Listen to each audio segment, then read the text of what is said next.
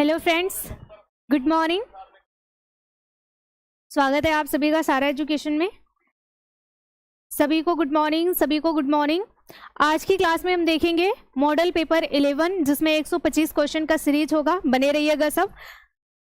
हाँ, आज की क्लास पब्लिक है तो आप लाइक शेयर कर सकते हैं क्लास को।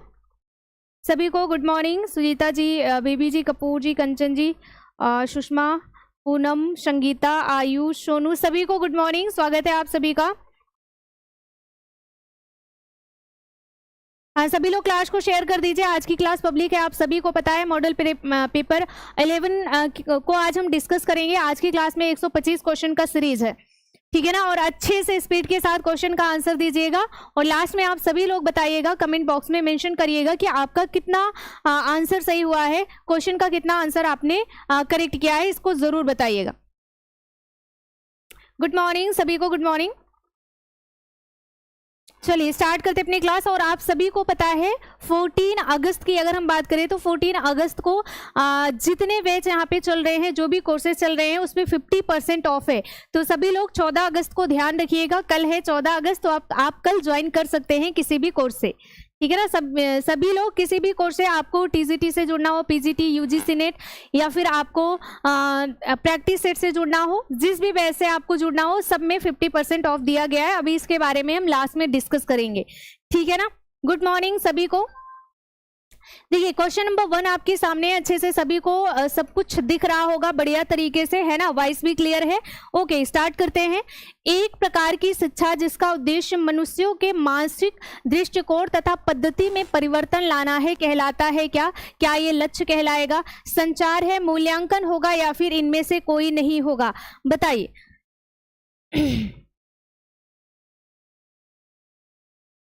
ठीक है ना, सभी को गुड मॉर्निंग।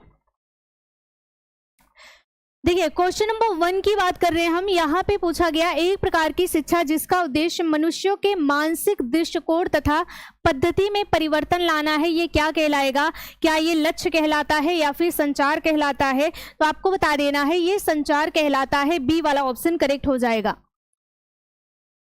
क्वेश्चन नंबर 2 है महिला शिक्षा निधि की स्थापना कब तथा कहां द्वितीय अधिवेशन में हुई थी? महिला शिक्षा निधि की स्थापना कब और कहां पे हुई थी? सन 1928 दिल्ली में, या फिर 1920 मुंबई में, या फिर 1938 कलकत्ता में, 1955 लखनऊ में? क्वेश्चन नंबर 2, देखिए क्वेश्चन नंबर 2 की बात करें अगर हम, महिला शिक्षा निधि की स्थापना कहाँ हुई थी? दिल्ली में। आप सभी को पता है 1928 दिल्ली में हुई थी क्या महिला शिक्षा निधि की स्थापना? क्वेश्चन नंबर 2 का ए वाला ऑप्शन करेक्ट है। क्वेश्चन नंबर 3, डायटीशियन पाक कला, सिलाई, हस्तशिल्प आदि में रोजगार प्राप्त करती हैं कहाँ की? किस क्षेत्र की महिलाएं या फिर लड़कियों की बात करें यहाँ पे? गृह विज्ञान की स्नातक छात्राएं, अभियंत्रण की स्नातक छात्राएं, या फिर अभियंत्रण डिप्लोमा की छात्राएं, भौतिक की स्नातक छात्राएं? सीधे पूछा गया है डायटीशियन, जो कि हम न्यूट्रिशन साइंस देख रहे हैं ना। न्यूट्रिशन साइंस से आप आगे अगर क्लास करते हैं, आगे आप डिप्लोमा करते हैं, तो आप इस क्षेत्र में डायटीशियन भी बन सकते हैं। साथ ही साथ पाक कला की बात करें या फिर सिलाई की बात करें, तो ये सारी चीजें हमारे होम साइंस से ही हैं। तो आपको बता देना है क्वेश्चन नंबर 3 का ए वाला ऑप्शन सही हो जाएगा। गृह विज्ञान की स्नातक छात्राएं जो होती हैं वो डायटीशियन भी बन सकती हैं, या फिर सिलाई हस्तकला के क्षेत्र में भी आप आगे बढ़ सकते हैं, पाक कला में भी आप जा सकते हैं। इसके साथ आप टीचर लाइन भी ज्वाइन कर सकते हैं। जिस भी लाइन में आपको अच्छा लगता हो या फिर इंटरेस्ट बहुत ज्यादा हो, आप उस लाइन में आगे बढ़ सकती हैं। क्वेश्चन नंबर 4 दिया गया है अत्यधिक ज्वलनशील रासायनिक विलायक जो सूखी धुलाई के लिए प्रयुक्त किया जाता है। आप सभी को पता है ड्राई क्लीनिंग के बारे में आप सभी जानते हैं, है ना। ऐसा नहीं है कि किसी भी मेंबर को, किसी भी पर्सन को पता नहीं है कि ड्राई क्लीनिंग क्या होता है। सीधे क्वेश्चन ड्राई क्लीनिंग से आपसे पूछा गया है, इसमें जो अत्यधिक ज्वलनशील रासायनिक पदार्थ है वो क्या है? क्या ये कार्बन टेट्राक्लोराइड होता है, बेंजीन होता है, पेट्रोल है, या फिर फॉर्मेल्डिहाइड होता है? हाँ, बहुत अच्छा। क्वेश्चन नंबर 4 जल्दी जल्दी से अगर क्वेश्चन का आंसर देते चलेंगे तो बहुत ही जल्दी कंप्लीट हो जाएगा। देखिए क्वेश्चन नंबर 4 में क्या हो जाएगा, पेट्रोल, क्योंकि यहाँ पे क्वेश्चन पूछा गया है ज्वलनशील रासायनिक विलायक। तो ड्राई क्लीनिंग में हम क्या यूज करते हैं, पेट्रोल यूज करते हैं। और पेट्रोल होता क्या है, आप सभी को पता है, ज्वलनशील रासायनिक होता है, रसायन होता है। क्वेश्चन नंबर 5 है रेशम है, क्या है, सिल्क के बारे में पूछा गया है। क्या ये प्राकृतिक रेशा होता है, क्या ये नेचुरल फाइबर है, या फिर ये आर्टिफिशियल फाइबर होता है, दोनों होता है, या फिर इनमें से कोई नहीं। रेशम क्या है, सिल्क क्या होता है, सभी को गुड मॉर्निंग। अब देखिए यहाँ पे रेशम की बात करें तो आप सभी को पता है रेशम क्या होता है, एक प्राकृतिक रेशा होता है। ये प्राकृतिक में भी ये कहाँ से मिलता है, तो जब आप क्लासिफिकेशन पढ़ते हैं रेशों का, तो आप प्राकृतिक में एक तो वानस्पतिक पढ़ते हैं जो कि वानस्पतिक जगत से प्राप्त होता है, दूसरा आप यहाँ से प्राणिज पढ़ते हैं, और प्राणिज के बाद तीसरा जो पॉइंट आप यहाँ से पढ़ते हैं वो तीसरा पढ़ते हैं खनिज। ठीक है, अब देखिए जब आपने प्राणिज की बात करी थी, यहाँ पे 2 फाइबर आ जाता है, पहला तो सिल्क आता है और दूसरा वूल आ जाता है। ठीक है, ऊन और रेशम आ जाता है। और सीधे पूछा गया है रेशम कहाँ का है, प्राकृतिक का है, और प्राकृतिक में कहाँ का है, तो आपको बता देना है प्राणिज का है। क्लियर है। क्वेश्चन नंबर 6 है कौन से मानवीकृत रेशे नहीं है, आपको बताना है कौन सा मानवीकृत रेशा नहीं है।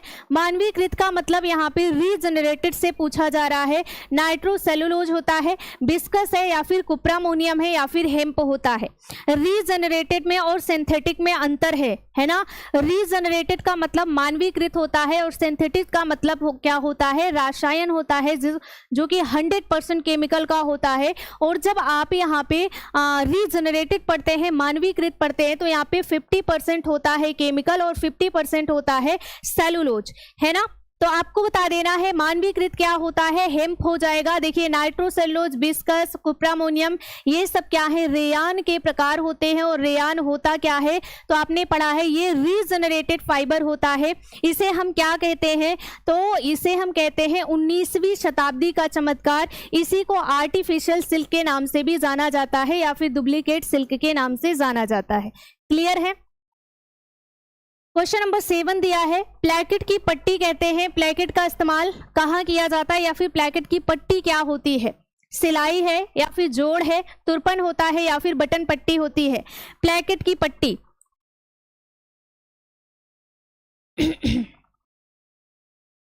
प्लेकेट की पट्टी क्या है, बटन पट्टी को ही प्लेकेट की पट्टी के नाम से जानेंगे। क्वेश्चन नंबर 8 है एक तंतुक रेशा है, क्या है, एक तंतुक रेशा है, नायलॉन होता है, रेशम है, कपास है, या फिर पॉलिएस्टर है। एक तंतुक रेशा है।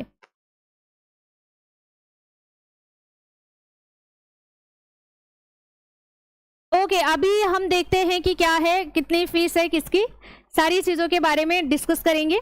ठीक है ना। अब देखिए यहाँ पे सीधे क्वेश्चन पूछा गया है एक तंतुक फाइबर है। एक तंतुक का मतलब हो गया यहाँ पे फिलामेंट पूछा जा रहा है, और प्राकृतिक जगत का। ठीक है, आप ऑप्शन देकर ही क्वेश्चन को समझ रहे होंगे। पहले तो इसका आंसर बता दीजिए, फिर हम बात करते हैं एक तंतुक रेशा क्या है। क्वेश्चन नंबर 8 हाँ, क्वेश्चन नंबर 8 का क्या हो जाएगा, रेशम हो जाएगा। चलिए अब हम थोड़ा सा डिस्कस कर लेते हैं अपने कोर्स के बारे में। 14 अगस्त आप सभी को पता है 50% ऑफ रहेगा। ठीक है ना। ये पोस्टर आप देख लीजिए, स्वतंत्रता दिवस महा ऑफर ओनली 1 दिन का है, और वो दिन कौन सा है, 14 अगस्त है। ठीक है ना, सभी पर 50% ऑफ है। चलिए अब देखते हैं कितना ऑफ है किस पर। देखिए आप इसका स्क्रीनशॉट ले सकते हैं। ठीक है ना, इसमें से आपको 50% कट कर देना है। देखिए जैसे टीजीटी पीजीटी क्रैश कोर्स का यहाँ पे 1000 लिखा है, तो 1000 का 50% कितना होता है आपको निकाल लेना है। ठीक है, 1000 का 50% कितना होगा, टीजीटी पीजीटी यहाँ पे लिखा गया है 2000। ठीक है, तो 2000 का 50% आपका 1000 हो जाएगा। सीधे आपको 50% ऑफ दिया जा रहा है केवल और केवल 14 अगस्त को। ध्यान रखिएगा, सुबह 6 बजे से लेकर के नाइट आप 12 बजे तक क्लास को ज्वाइन कर सकते हैं। और क्लास को ज्वाइन करने के लिए आपको सारा एजुकेशन ऐप को डाउनलोड करना होगा, या फिर जो स्क्रॉल पर नंबर आपको दिख रहा है इस नंबर पर आप कॉल या मैसेज कर सकते हैं। ठीक है ना, एक ही दिन का रहेगा भाई, ये चीज ध्यान रखिएगा।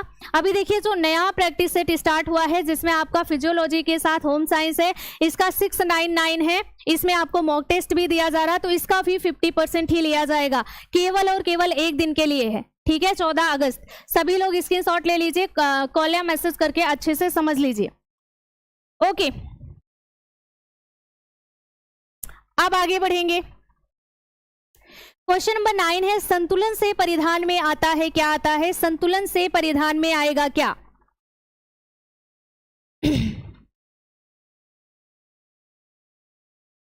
ठीक है, पहला है संतुलन से परिधान में आता है विश्रामदायक भाव है, तंगी का भाव, दिखावा, या फिर इनमें से कुछ भी नहीं आता है।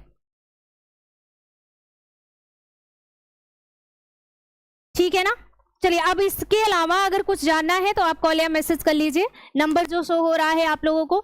संतुलन से परिधान में आएगा क्या? विश्रामदायक भाव, तंगी भाव, दिखावा। तो संतुलन से क्या आता है? विश्रामदायक भाव आता है। क्वेश्चन नंबर 9 का ए वाला ऑप्शन। क्वेश्चन नंबर 10 है, किस व्यक्ति को व्यक्तिगत रूप से जानने से पहले सबसे पहला प्रभाव जो पड़ता है वह होता है? किसका होता है? पहला है उसके परिधानों से होता है, उसके बाद विचारों से होता है, उसके रंगों से होता है, या फिर कोई नहीं। किसी व्यक्ति के व्यक्तिगत रूप से जानने से पहले, मतलब किसी को आप पर्सनल रूप से नहीं जान रहे हैं फिर भी आप उसके बारे में थोड़ा बहुत समझ जाते हैं, या फिर उसके व्यक्तित्व को देख करके, उसे देख करके आप कुछ चीजों का अंदाजा लगा लेते हैं। ये किससे होता है?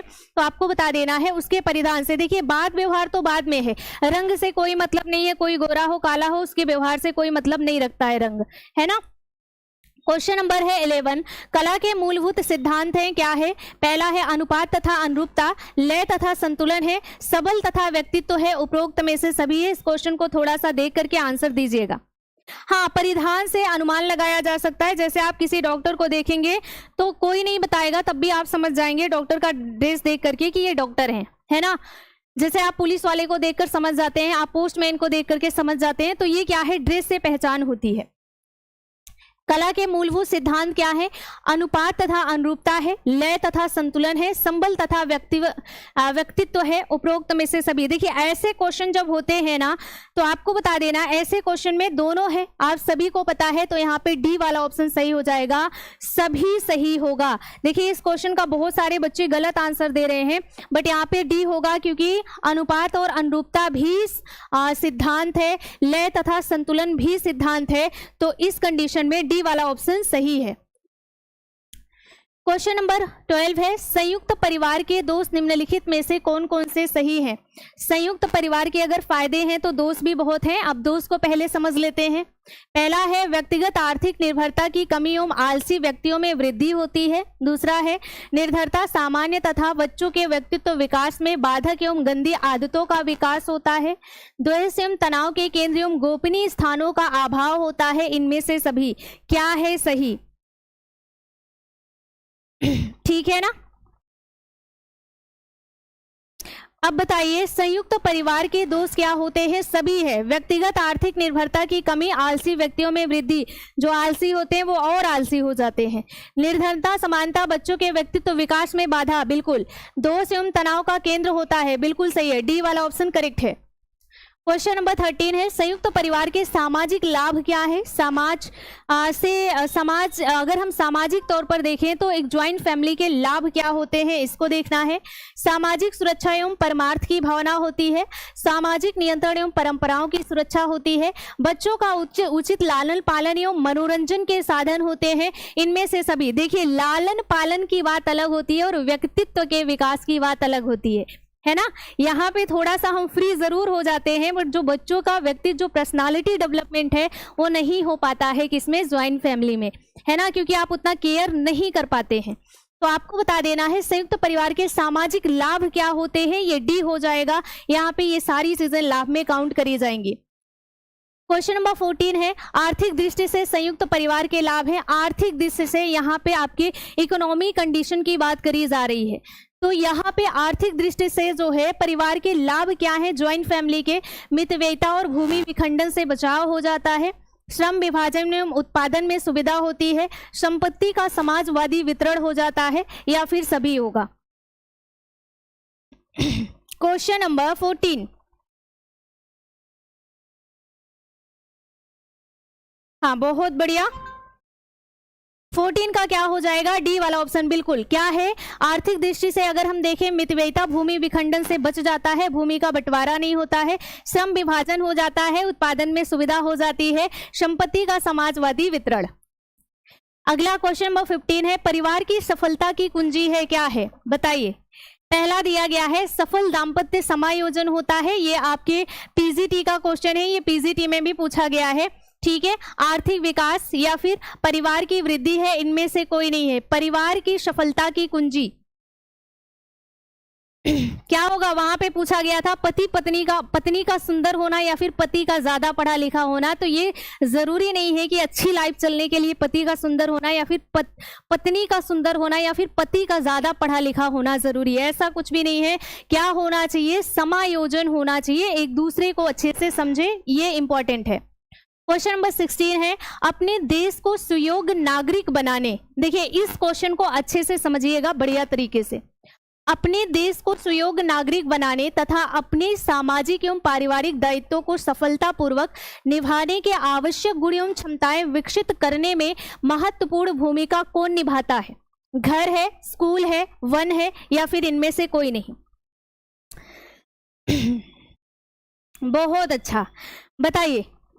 एक अच्छा नागरिक बनने में सबसे बड़ा जो यहाँ पे इम्पोर्टेंट रोल है वो किसका होता है? क्या वो फैमिली का होता है, क्या वो स्कूल का होता है, वन का होगा या फिर यहाँ पे सभी? तो बिल्कुल गलत जा रहे हैं जो बच्चे फैमिली बता रहे हैं ना। ठीक है, फैमिली काफी हद तक रोल प्ले करती है कि आपका बच्चा, उसकी पर्सनालिटी डेवलपमेंट कैसे हो रहा है, आप उस पर फोकस करो, ध्यान दो। बट यहाँ पे स्कूल सबसे महत्वपूर्ण भूमिका निभाएगा अपने देश का सुयोग्य नागरिक बनाने में। सामाजिक पारिवारिक दायित्वों को सफलपूर्वक निभाने की जो क्वालिटी होती है वो कहाँ से आती है? स्कूल से आएगी, ध्यान रखिएगा। क्वेश्चन नंबर 16 का बी वाला ऑप्शन करेक्ट है। बहुत अच्छा, स्कूल, बिल्कुल। देखिए हम अपने लाइफ में क्या कर रहे हैं, क्या करना चाहते हैं, ये फैमिली का तो इफेक्ट पड़ता है, लेकिन सबसे ज्यादा इफेक्ट जो पड़ेगा वो स्कूल कॉलेज में। कैसे आपके दोस्त हैं, कैसे आपके स्कूल के टीचर रहे हैं, कैसे आपके कॉलेज के टीचर रहे हैं, कैसे वो आपको मोटिवेट किए हैं या फिर कैसे वो आपको जो है शिक्षित किए हैं, एजुकेटेड किए हैं, या फिर बहुत सारी चीजें होती हैं जो कि एक टीचर से बच्चा सीखता है। ठीक है, तो यहाँ पे बी होगा, ए नहीं होगा। किसमें सहयोग, त्याग, अनुकूलता तथा प्रतिस्पर्धा आदि सामाजिक गुणों को अर्जित किया जाता है? पहला है भाषा में, परिवार में, दूसरा है खेल में, तीसरा है इनमें से सही। अब देखिए यहाँ पे भी थोड़ा सा अच्छे से समझिएगा क्वेश्चन, तब आंसर दीजिएगा सभी लोग। ठीक है, देखिए ये क्वेश्चन भी बहुत बढ़िया, देखने में इजी लग रहा होगा बट बहुत सारे बच्चे आंसर गलत देंगे। क्या होगा? किसमें सहयोग, त्याग, अनुकूलता, प्रतिस्पर्धा, कंपटीशन है, यहाँ पे समायोजन, एडजस्टमेंट है, त्याग है, सहयोग है। ये सारी चीजें बच्चा कहाँ सीखेगा? खेल के माध्यम से, परिवार में नहीं सीखेगा। ठीक है ना, कहाँ सीखेगा? तो आपको बता देना है, खेल में ये सारी चीजें बच्चा सीखता है। और आपने सभी ने पढ़ा है कि खेल के थ्रू बच्चे का ओवरऑल डेवलपमेंट होता है। क्वेश्चन नंबर 18 है, परिधान की शैली कैसी होनी चाहिए? जीवन शैली से मेल खाती हुई, विवाह के अवसर पर श्वेत पत्र पहन लो या फिर शोकावस्था में मूल्यवान सुंदर बिना आस्तीन के ब्लाउज तथा फ्रॉक। ठीक है, जिसमें हम कंफर्टेबल फील करते हैं वस्त्र वही पहनना चाहिए, है ना। परिधान की शैली कैसी होनी चाहिए? तो आपकी जीवन शैली से मेल खाती हुई होनी चाहिए। ठीक है, क्वेश्चन नंबर 19 है, चिकनाई अवशोषक विधि में प्रयुक्त नहीं होते हैं क्या? फ्रेंच चौक और मुल्तानी मिट्टी। ठीक है, अच्छा, मुल्तानी मिट्टी को हम फूलर अर्थ के नाम से भी जानते हैं, लिख लीजिएगा, मुल्तानी मिट्टी, फूलर अर्थ। ठीक है, पाउडर मैग्नीशियम है या फिर पेट्रोल होता है, मूंग का आटा होता है। देखिए चिकनाई अवशोषक आप सभी ने पढ़ा है, चिकनाई अवशोषक पदार्थों में किसका इस्तेमाल किया जाता है? यहाँ पे प्रयुक्त नहीं होता है क्या? ड्राई क्लीनिंग में आपने ये सब पढ़ा है। ठीक है, ड्राई क्लीनिंग में आपने ये सब पढ़ा है, बिल्कुल। पेट्रोल किसमें होता है? तो ड्राई क्लीनिंग में यूज किया जाता है और ये तरल है ना। यहाँ पे अवशोषक विधि में जैसे हम चौक पाउडर, टेल्कम पाउडर, है ना, इसके साथ ही साथ आप यहाँ पे ब्रेड का इस्तेमाल करते हैं, भूसी का इस्तेमाल करते हैं, मूंग का आटा, मैग्नीशियम पाउडर, ये सारी चीजें इस्तेमाल करते हैं। क्वेश्चन नंबर 20 है, धुलाई की विभिन्न विधियों में गलत है क्या? हल्का दबाव डाल करके या फिर चूषण विधि के द्वारा, मशीनों के द्वारा पटक करके। तो आपको बता देना है इसमें गलत क्या हो जाएगा, डी वाला ऑप्शन गलत होगा। पटक करके ये क्या है, गलत विधि है। क्वेश्चन नंबर 21 है, रेशम की निम्नलिखित विशेषताओं में कौन सी गलत है। आप सभी ने सिल्क का टॉपिक बहुत बार पढ़ा होगा, है ना, रिपीटेड टाइम। अब देखिए सिल्क से एक बहुत ही अच्छा सा क्वेश्चन यहाँ पे बना है कि सिल्क जो है इनमें कौन सी विशेषता इसकी गलत है। उच्च तनाव सामर्थ्य और अति सूक्ष्म व्यास के कारण इसके वस्त्र हल्के होते हैं। इसका विशिष्ट गुरुत्व 2.5 होता है। यह नमी को जल्दी सोखता है। अवशोषण क्षमता अधिक होने के कारण पहनने में आरामदायक होता है। इसकी सूखी धुलाई करनी चाहिए तथा इस पर यहाँ पे आपको बताना है ब्लीच का प्रयोग करना चाहिए। बताइए क्या होगा इसका आंसर। ठीक है, बताते रहेंगे आप। क्वेश्चन नंबर 21,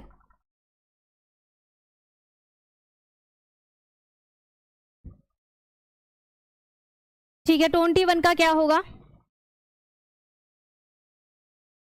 बहुत बढ़िया, आपको बता देना बिल्कुल। यहाँ पे आपको बताना है, ये पॉइंट आप देख रहे हैं ना, यहाँ पे 2.5 जो लिखा है इसका विशिष्ट गुरुत्व 2.5 नहीं होता है। ये वाला बी वाला ऑप्शन आपका सही हो जाएगा। ये विशेषता में शामिल नहीं है। ठीक है, विशेषता में शामिल नहीं है। क्वेश्चन नंबर 22 है, विनाइल डोल क्लोराइड से बनता है। एक ऑप्शन यहाँ पे नहीं लिखा गया है, उसको मैं लिख देती हूँ। आपको बताना है विनाइल डोल क्लोराइड से बनता है क्या। ये रॉ मटेरियल आपने सभी ने रॉ मटेरियल पढ़ा है। सरन है, नायलॉन है, टेरिलीन है या फिर ओरलान है। बताइए। क्वेश्चन नंबर, हाँ 1.5 होना चाहिए, जो 2.5 है उसकी जगह पे 1.5 होना चाहिए, बिल्कुल। 22 बताना है, विनाइल डोल क्लोराइड से बनता है क्या। बनता है क्या, सरन जिसे हम प्लास्टिक फाइबर कहते हैं, नायलॉन बनेगा, टेरिलीन बनेगा या फिर ओरलान बनेगा। बहुत अच्छा। क्वेश्चन नंबर 22, देखिए यहाँ पे 22 की अगर हम बात करते हैं तो विनाइल डोल क्लोराइड से क्या बनेगा। इस ऑप्शन के बेस पर सरन का रेशा बनेगा, जो कि एक प्लास्टिक फाइबर होता है। ठीक है, विनाइल डोल क्लोराइड से क्या बनता है, सरन बनता है। ध्यान रखिएगा, ए वाला ऑप्शन करेक्ट है। अगला है, प्राणिज रेशा है क्या है। पहला दिया गया है नारियल है, रेशम है, लिनन है या फिर सन है। प्राणिज रेशा क्या है, नारियल, रेशम, लिनन या फिर सन है। प्राणिज रेशा हम किसे कहते हैं, रेशम को कहते हैं। रेशम और वूल जो होता है ये दोनों क्या होते हैं, ये दोनों प्राणिज फाइबर कहलाते हैं। इसी को हम प्रोटीन फाइबर के नाम से भी जानते हैं। इसी को हम क्या कहते हैं, प्रोटीन फाइबर के नाम से भी जानेंगे। क्वेश्चन नंबर 24 है, चाय के धब्बे किस वर्ग में आते हैं। पहला है वानस्पतिक धब्बे, प्राणिज धब्बे, वसा युक्त धब्बे या फिर खनिज युक्त धब्बे। तो देखिए यहाँ पे प्राणिज धब्बे में क्या आ जाएगा, जितने भी जैसे अंडा, मांस, मछली या फिर ब्लड की बात करें, है ना, या फिर हम दूध की बात करें, जो प्रोटीन रिच भोज्य पदार्थ होते हैं वो धब्बे किस में आते हैं, प्राणिज में आते हैं। फैट में क्या आ जाएगा, तो ऑयल का आ जाएगा, तेल का आ जाएगा। खनिज में क्या आएगा, दवाई आ गया, नील आ गया, ये सारी चीजें इसमें आ जाती हैं। एक ही तो बच रहा है, चाय के धब्बे किस में शामिल होते हैं, तो आपको बता देना है चाय का धब्बा आ जाएगा वानस्पतिक जगत में। क्वेश्चन नंबर 24 का ए वाला ऑप्शन करेक्ट है। 25 है, जल की कठोरता कितने प्रकार की होती है। आप सभी ने पढ़ा है। पहला है 4, दूसरा है 2, तीसरा है 3, चौथा है 5। जल की कठोरता कितने प्रकार की होती है, 2 प्रकार की होती है। कौन सी, एक तो स्थायी होती है और एक अस्थायी होती है। आप सभी ने पढ़ा है स्थायी को दूर करने के उपाय क्या हैं और अस्थायी के दूर करने के उपाय क्या होते हैं, सब कुछ आपने पढ़ा है। बी वाला ऑप्शन सही है। अगला है, नमी युक्त वस्त्रों पर लग जाती है क्या। लग जाती है, फफूंदी लगती है। पॉलिएस्टर कुछ है नहीं, ये एक फाइबर होता है, केमिकल फाइबर है। खमीर है या फिर नायलॉन, नायलॉन भी क्या होता है, फाइबर होता है। तो ये दोनों तो वैसे ही निकल गए क्योंकि ये फाइबर होते हैं, है ना, केमिकल जगत के जो 100% केमिकल से मिलकर के बने होते हैं। अब क्वेश्चन नंबर 26 का आंसर आपको बताना है। हाँ, स्थायी एंड अस्थायी, ठीक है। क्वेश्चन नंबर 26 का आंसर बताइए। 26 का क्या होगा, फफूंदी। नमी युक्त वस्त्रों में क्या लग जाती हैं, फफूंदियां लग जाती हैं। क्वेश्चन नंबर 27 है, प्राकृतिक तंतु है कौन सा है। नायलॉन है, कीड़े हैं, रेयॉन है, इनमें से कोई नहीं है। प्राकृतिक तंतु कौन सा है? हाँ, लास्ट में सभी लोग बताएंगे कि आपका करेक्ट कितना हुआ है। देखिए, जब हम बात करते हैं प्राकृतिक तंतु, नायलॉन क्या है? 100% है ना। कीड़ा तंतु है नहीं, होगा क्या? रेयान हो जाएगा। क्या होगा? रेयॉन। यहाँ पे अगर हम प्राकृतिक की बात करते हैं तो मानव निर्मित, यहाँ पे अगर हम मानव निर्मित की बात करें तो मानव निर्मित में क्या आएगा? यहाँ पे प्राकृतिक तंतु पूछा गया है, तो देखा जाए तो यहाँ पे डी वाला ऑप्शन आप सही लगाएंगे, ठीक है ना। यहाँ पे डी वाला ऑप्शन सही होगा क्योंकि प्राकृतिक तंतु पूछा गया है सीधे, तो नायलॉन 100% केमिकल का होगा, कीड़ा होगा नहीं। रेयान क्या होता है? रीजनरेटेड होता है, सिंथेटिक फाइबर होते हैं ये, ठीक है ना। ये 50% केमिकल प्लस 50% सेलुलोज से, प्राकृतिक रेशा इसमें से कोई नहीं है। क्या हो जाएगा? डी वाला ऑप्शन सही होगा, इनमें से कोई नहीं। अगला है 28 है, निम्नलिखित में से कौन से वस्त्रों की देख रेख एवं एहतियात के लिए आवश्यक नहीं है? हाँ, बिल्कुल डी होगा, है ना। हाँ, डी होगा, कोई नहीं, क्योंकि वहां पे प्राकृतिक पूछा गया है और प्राकृतिक में ना तो नायलॉन आएगा ना तो रेयान आएगा, क्योंकि रेयान क्या है? रीजनरेटेड होता है और नायलॉन क्या होता है? सिंथेटिक होता है ना। प्राकृतिक वहां पे नेचुरल फाइबर कोई भी नहीं है। निम्नलिखित में से कौन से वस्त्रों की देख रेख एवं एहतियात के लिए आवश्यक नहीं है? ब्रश करना, धूप हवा दिखाना, स्वयं संरक्षण तथा तत्क्षण मरम्मत करना, दाग छुड़ाना, बार बार धोना, अनुचित ढंग से प्रयोग में लाना। बताइए क्या होगा? Question number 28।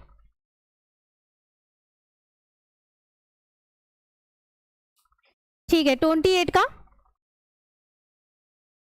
देखिए, 28 को अगर थोड़ा सा सही आप पढ़ेंगे ना, थोड़ा सा सही से पढ़ेंगे, बिल्कुल यहाँ पे सीधे लिखा अनुचित ढंग से प्रयोग।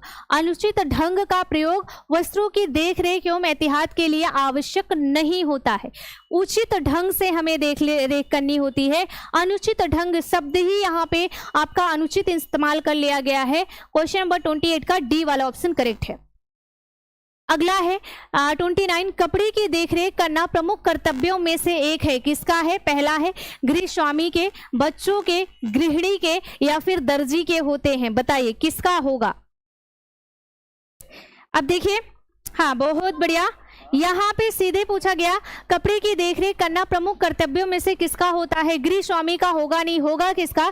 गृहिणी का होगा। होगा किसका? गृहिणी का। दर्जी का नहीं होगा। यहाँ पे जितने बच्चे दर्जी बता रहे हैं ना, उनका गलत है, गृहिणी का होगा। भाई घर में कौन रहता है? गृहिणियां रहती हैं, तो देखभाल कौन? गृहिणी करेगी, है ना। यहाँ पे दर्जी नहीं है। क्वेश्चन नंबर 30 है, चूषण विधि द्वारा किस प्रकार के वस्त्रों की धुलाई करी जाती है? हल्के वस्त्रों की, भारी वस्त्रों की, रेशमी वस्त्रों की या फिर ऊनी वस्त्रों की? बताइए। क्वेश्चन नंबर 30, ठीक है, गृहिणी आएगा। हाँ बहुत अच्छा, बताते रहिए सभी लोग। इसका आंसर क्या होगा 30 का?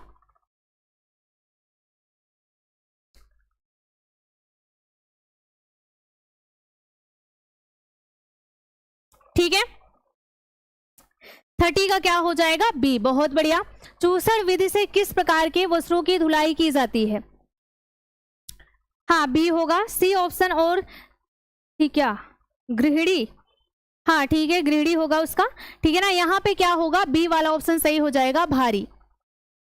क्वेश्चन नंबर 31 है, किस स्केल में कोई भी व्यक्ति अपनी पोशाक या पहनावे के औचित्य का मूल्यांकन कर सकता है? किस स्केल से? ठीक है, कि यहाँ पे देखिए पूछा गया है कि किस स्केल में कोई भी व्यक्ति अपनी पोशाक या पहनावे के औचित्य का मूल्यांकन कर सकता है? क्या वो संतुलन और लय होगा या फिर समानुपात होगा, अनुरूपता है या फिर इनमें सभी पर? बताइए किस स्केल पे कोई भी व्यक्ति अपनी पोशाक या पहनावे के औचित्य का मूल्यांकन कर सकता है? Question number 31। हाँ बहुत अच्छा,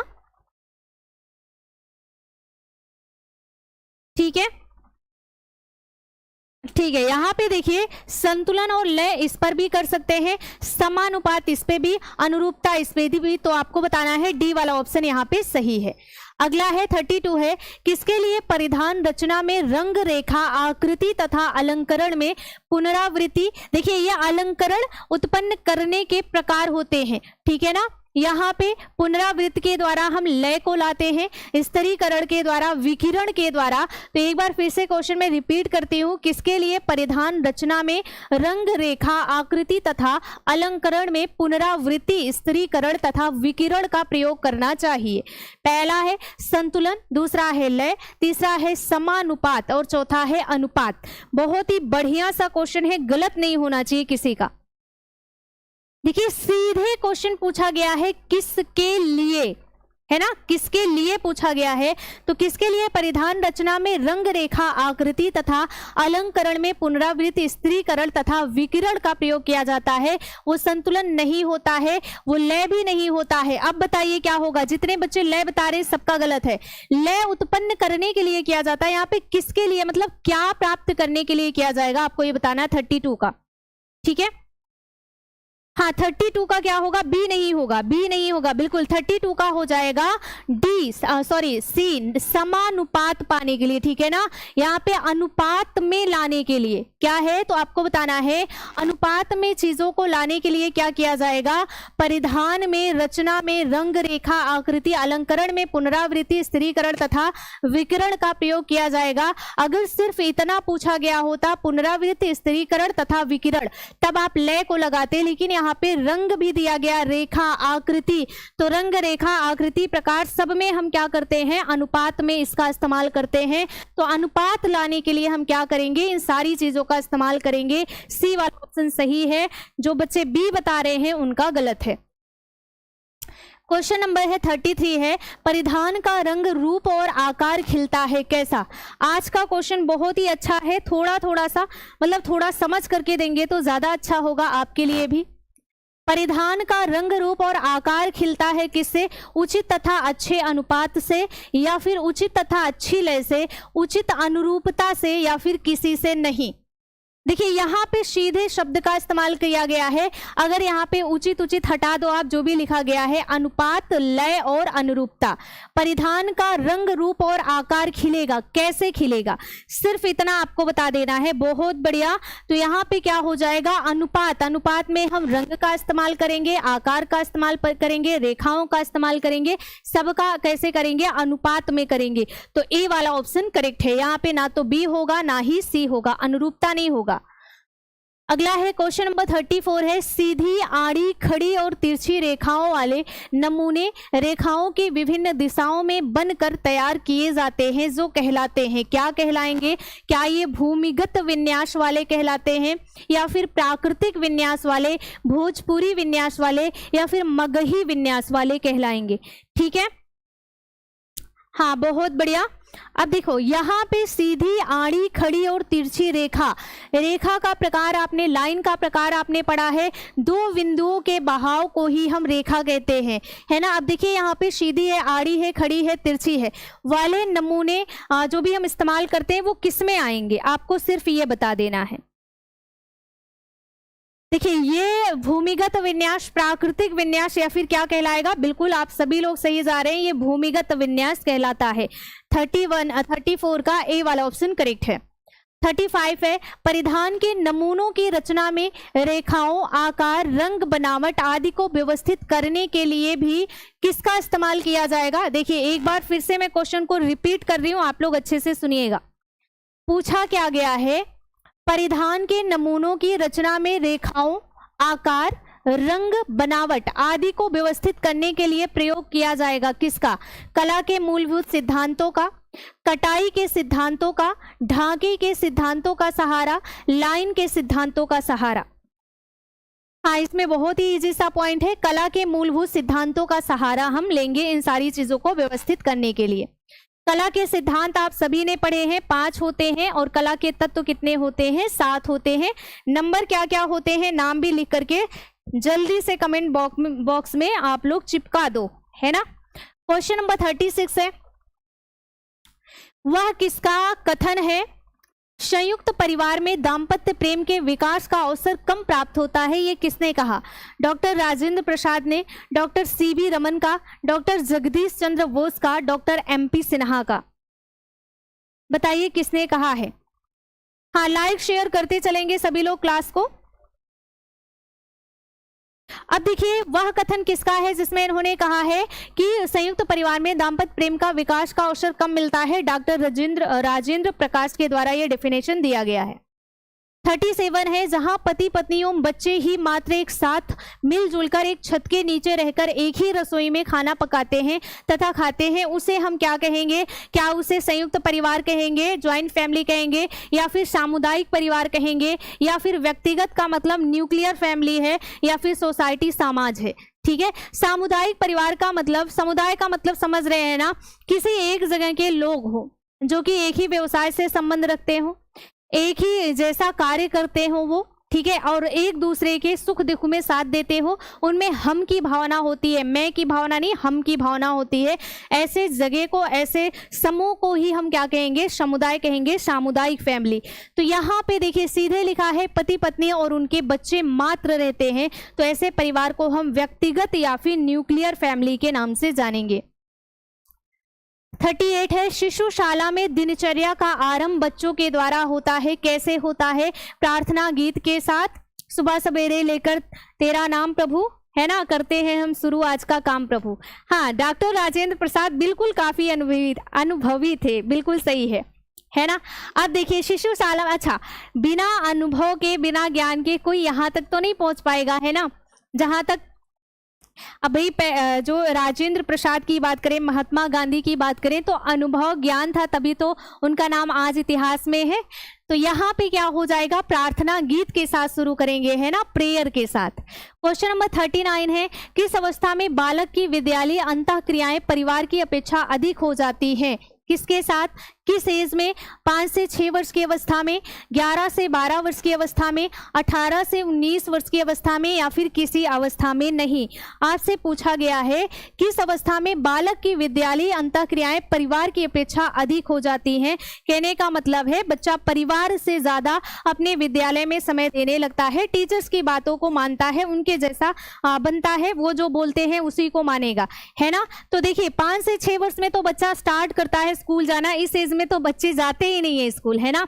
स्टार्टिंग पॉइंट जो बच्चों का होता है स्कूल का, उसमें तो बच्चे जाना ही पसंद नहीं करते हैं, तो यहाँ पे तो नहीं होता है। ये क्या है? 11 से 12 वर्ष की जो अवस्था होती है उसमें बच्चा अपने परिवार से ज्यादा स्कूल के लोगों से जुड़ जाता है, टीचर से, अपने दोस्तों से जुड़ जाता है। ठीक है, बी वाला ऑप्शन करेक्ट है। सामाजिक स्त्रीकरण एवं सामाजिक विभाग से संबंधित है क्या? पहला है जाति, दूसरा है भाषा, तीसरा है खेल और चौथा है इनमें से कोई नहीं। देखिए सामाजिक स्त्रीकरण और सामाजिक विभाग की बात करी गई है ना, विभाग और स्त्रीकरण की बात करी गई है। जैसे हम डिवाइड करते हैं, ग्रेड देते हैं ना, जो सबसे अच्छा फ्रूट होगा उसे ए ग्रेड देंगे, उससे बुरा होगा बी देंगे, उससे बुरा होगा सी ग्रेड देंगे। तो ये जो ग्रेड की बात की जाती है ये जाति है। ठीक है, सामाजिक स्त्रीकरण का मतलब जाति को जो डिवाइड किया गया है। अगला है शिशुपाल एवं सामाजिकरण की प्रक्रिया का संबंध होता है क्या है? पहला है विभिन्न साधनों या संस्थाओं से होता है, आंकड़ों एवं आहारों से, साधनों और आंकड़ों से होता है, किसी से नहीं होता है। देखिए दिया है शिशुपाल एवं सामाजिकरण की प्रक्रिया का संबंध किससे होगा? विभिन्न साधनों या संस्थाओं से इसका संबंध होता है, विभिन्न साधन एवं संस्था से। क्वेश्चन नंबर 42 है जन्म के समय शिशु के सिर की लंबाई पूरे शरीर की लंबाई की कितनी % होती है? 1/4, दूसरा है आधी होती है, तीसरा है 2/3, चौथा है 1/3। कितनी होती है? बहुत बढ़िया, सभी ने रट लिया होगा इन सारी चीजों को। क्या हो जाएगा? जन्म के समय बच्चों के, शिशु के सिर की लंबाई पूरे शरीर की 1/4 होता है, मतलब 1/4 भाग होता है। किस अवस्था में यौन परिपक्वता के कारण बालक के शरीर में अनेक परिवर्तन आते हैं? वो स्टेज कौन सी है? क्या वो बाल्यावस्था होती है, या फिर आपको बताना है किशोरावस्था है, युवा अवस्था है, या फिर बुढ़ापा होता है? किस अवस्था में यौन परिपक्वता क्या हो जाएगा? यहाँ पे आपको बता देना है किशोरावस्था क्या है।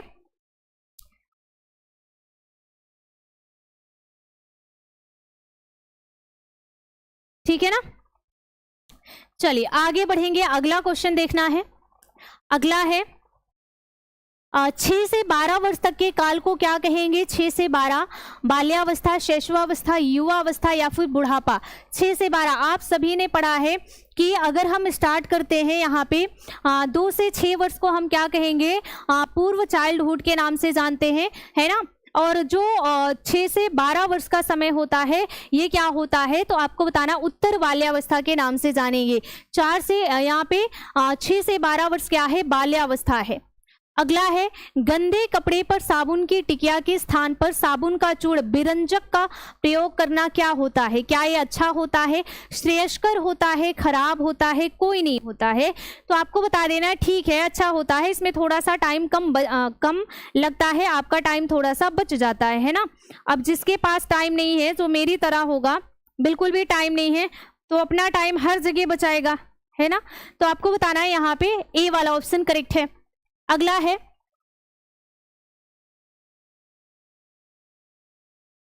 अगला क्वेश्चन है, ये क्या हो रहा है भाई? समानुपातिक प्रभाव के नियामक है। केवल रेखा का प्रभाव होता है, केवल दूरी का प्रभाव होता है, रेखा, दूरी तथा माप का प्रभाव होता है, इनमें से कुछ भी नहीं। समानुपातिक का प्रभाव का नियामक होता है। देखिए जो अनुपात की बात यहाँ पे करी जाती है, अनुपात हम रेखा में भी, लाइन को भी अनुपात में यूज करेंगे, ठीक है। दूरी की बात करें, माप की बात करें, तो ये सारी चीजें इसमें शामिल है। सी वाला ऑप्शन करेक्ट है। रेखा, दूरी या फिर माप सब अनुपात में ही यूज किया जाता है।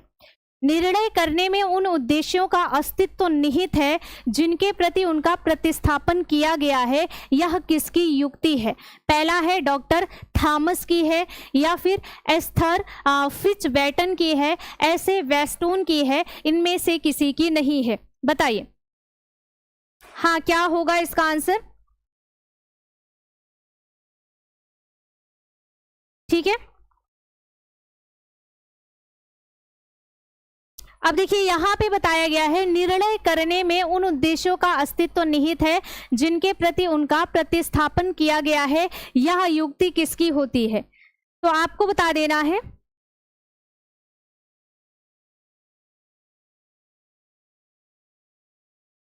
ठीक है ना।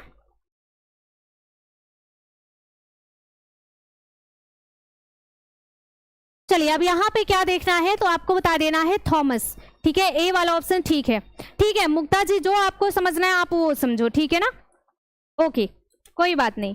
अगला क्वेश्चन देखना है, क्वेश्चन नंबर है घी, मक्खन, खाद्य तेल, शहद, दालें, मसाला, आटा तथा वेशन उत्पाद पर प्रमाण चिन्ह होते हैं किसके? पहला है एगमार्क का होता है, ICMR का होता है, ISI का होगा, या फिर IPO का होगा, ठीक है, FPO का होगा, इनमें से किसी का नहीं होगा। बताइए क्या होगा? ठीक है ना, हाँ बताते रहिए। आपको बताना है यहाँ पे कि घी, मक्खन, खाद्य तेल, शहद, दालें, मसाला, आटा तथा वेशन उत्पाद पर प्रमाण चिन्ह होते हैं, किसके होते हैं ये बताना है। क्या एगमार्क का होगा, या फिर ISI का होगा, FPO का होगा, या फिर इनमें से किसी का नहीं होगा? बिल्कुल सही है, आपको बता देना है एगमार्क का होगा। किसका होगा? एगमार्क का होगा। अगला क्वेश्चन नंबर है 49 है, बैंक के खातों के प्रकार है, कौन कौन से प्रकार होते हैं? बचत खाता तथा आवर्ती खाता है, निश्चित अवधि जमा खाता है, चालू खाता होता है, या फिर इनमें से सभी होता है। ठीक है, ठीक है ना, बताते रहिए। बैंक खातों में प्रकार हैं, कौन से प्रकार होते हैं आपको ये बता देना है।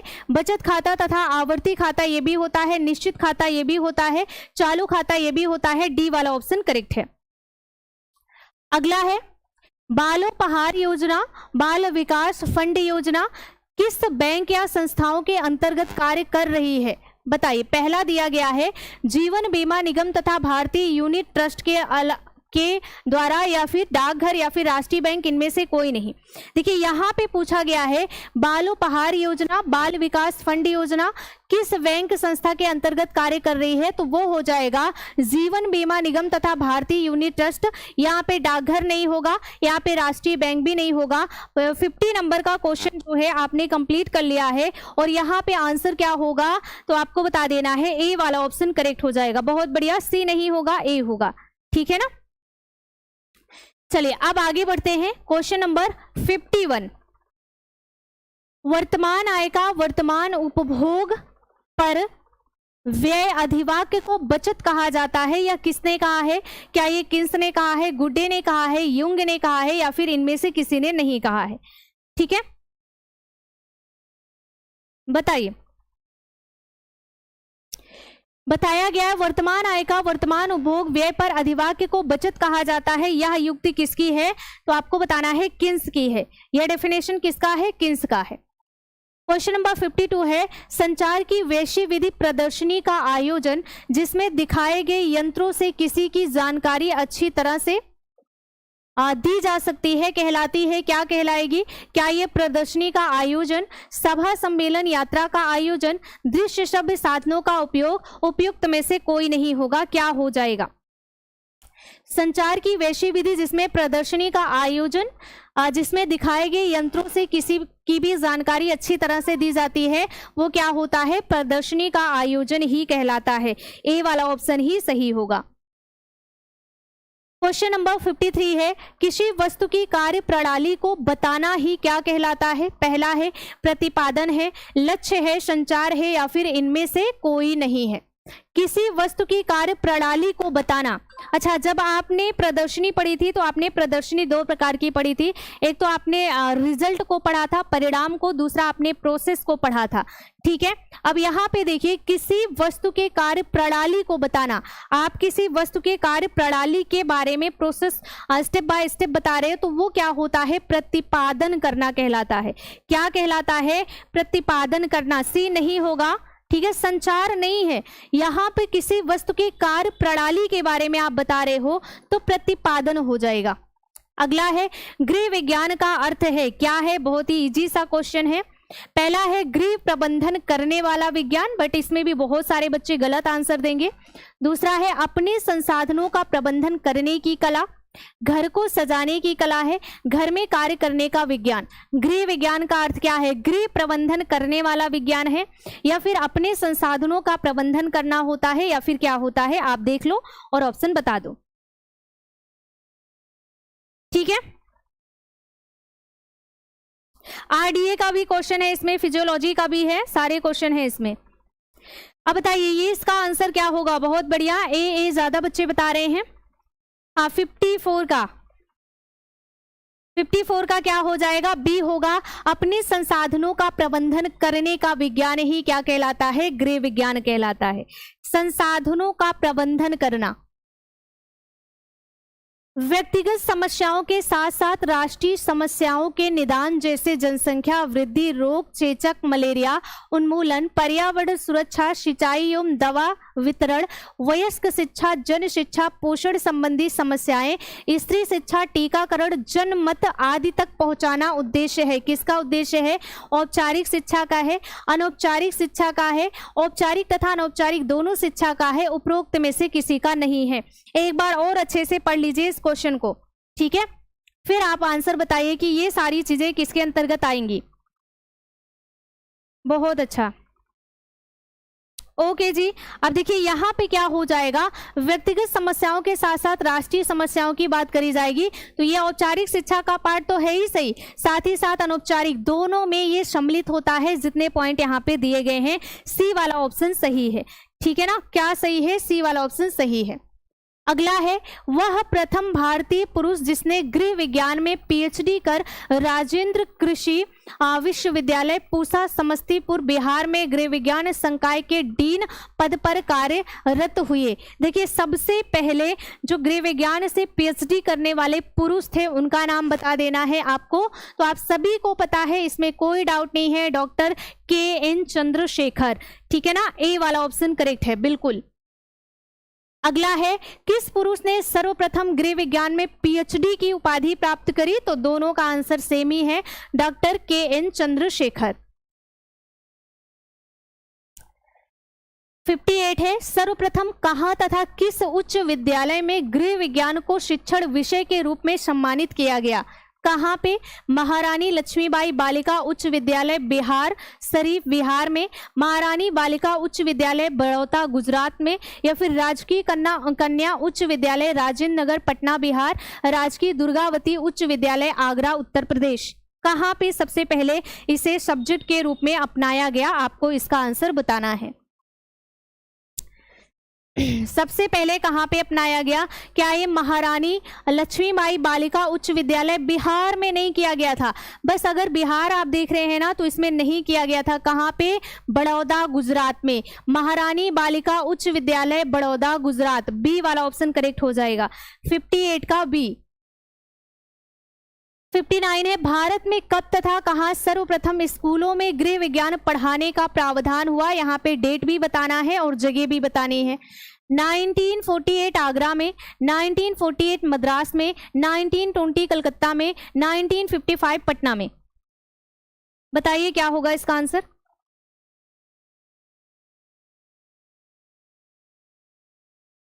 भारत में कब तथा कहाँ सर्वप्रथम स्कूलों में गृह विज्ञान पढ़ाने का प्रावधान किया गया? तो जहां पे मद्रास हो, मद्रास में ही सबसे पहले किया गया था, 1948 मद्रास। बी वाला ऑप्शन करेक्ट है, बिल्कुल। अगला है 60 है, भारतीय संविधान के किस भाग में कहा गया है कि राज्य को ऐसी व्यवस्था करनी चाहिए जिसमें स्त्रियों तथा बच्चों के स्वास्थ्य और शक्ति का दुरुपयोग नहीं हो? ये कहाँ कहा गया है? क्या ये प्रस्तावना में, संविधान के प्रस्तावना में ये चीज रखी गई है, राज्य के नीति निदेशक तत्व में रखे गए हैं, या फिर हमारे मौलिक अधिकार में दिया गया है, आपातकालीन शक्तियों में दिया गया? किसमें ये चीज शामिल करी गई है? बिल्कुल आपको बताना है, राज्य के नीति निदेशक तत्व में यह शामिल किया गया है, मौलिक अधिकार में नहीं किया गया है। बी वाला ऑप्शन करेक्ट है। अगला है, राष्ट्रीय महिला आयोग संबंधी नया अधिनियम बना, कब बना था? पहला है 1980 में, या फिर 1990 में, या फिर 1976 में, 1961 में। बताइए कब बना? Question number 61। हाँ, 61 का क्या हो जाएगा? 1990, 1990 में। विकास के क्षेत्र में गृह विज्ञान का योगदान है, क्या है? पहला है पारिवारिक स्तर उत्थान, स्वास्थ्य तथा पोषण क्षेत्र में, रोजगार परिवार कल्याण क्षेत्र में, बाल शिक्षा तथा स्त्री शिक्षा के क्षेत्र में। तो ये डी वाला ऑप्शन सही हो जाएगा। सभी क्षेत्र में होम साइंस जो गृह विज्ञान है वो कार्य कर रहा है। 12 वर्ष से 18 वर्ष का आयु काल कहलाता है, क्या कहलाता है? क्या ये किशोरावस्था है, बाल्यावस्था है, युवावस्था है, या फिर शैशवावस्था है? 12 से 18 का मतलब क्या है? किशोरावस्था है। बाल्यावस्था कब तक का होता है? आपको बता देना है, 2 से लेकर के 12 वर्ष का होता है। युवावस्था या फिर शैशवावस्था नहीं है, ठीक है। बच्चों के स्थायी दांत कब से निकलने लग जाते हैं? बहुत ही बढ़िया सा क्वेश्चन है, इसमें भी बहुत ज्यादा कंफ्यूजन है। क्यों है? क्योंकि आपके अलग अलग ईयर में अलग अलग आंसर माने गए हैं, ठीक है। 4 भी माना गया है, 6 भी माना गया।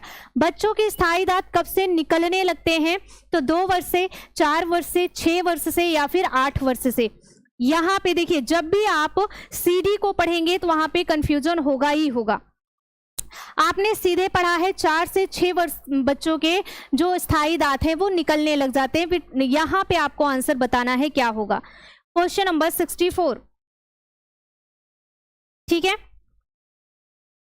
बहुत बढ़िया। 64 का क्या होगा? हाँ देखिए, 4 से 6 वर्ष में निकलते हैं, लेकिन यहाँ पे क्या हो जाएगा? लगभग 4 वर्ष से निकलना शुरू हो जाता है, ठीक है ना। हाँ, 64 का क्या होगा? ठीक है, वैसे आप यहाँ पे मानते क्या है? 4 से 6 वर्ष, ठीक है ना, निकलना शुरू हो जाएगा, ठीक है। चलिए, ओके,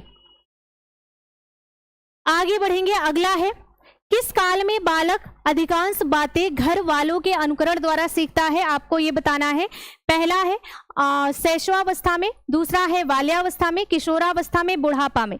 देखिए अब यहाँ पे अगर हम बात करते हैं तो आपको एक चीज ध्यान रखना है, आपने शैशवावस्था अगर हरलाख के अकॉर्डिंग पढ़ा है तो कब से कब तक, जन्म से लेकर के 2 वीक का समय होता है, लेकिन अलग अलग राइटर ने शैशवावस्था को लगभग 3 से 5 वर्ष का माना है।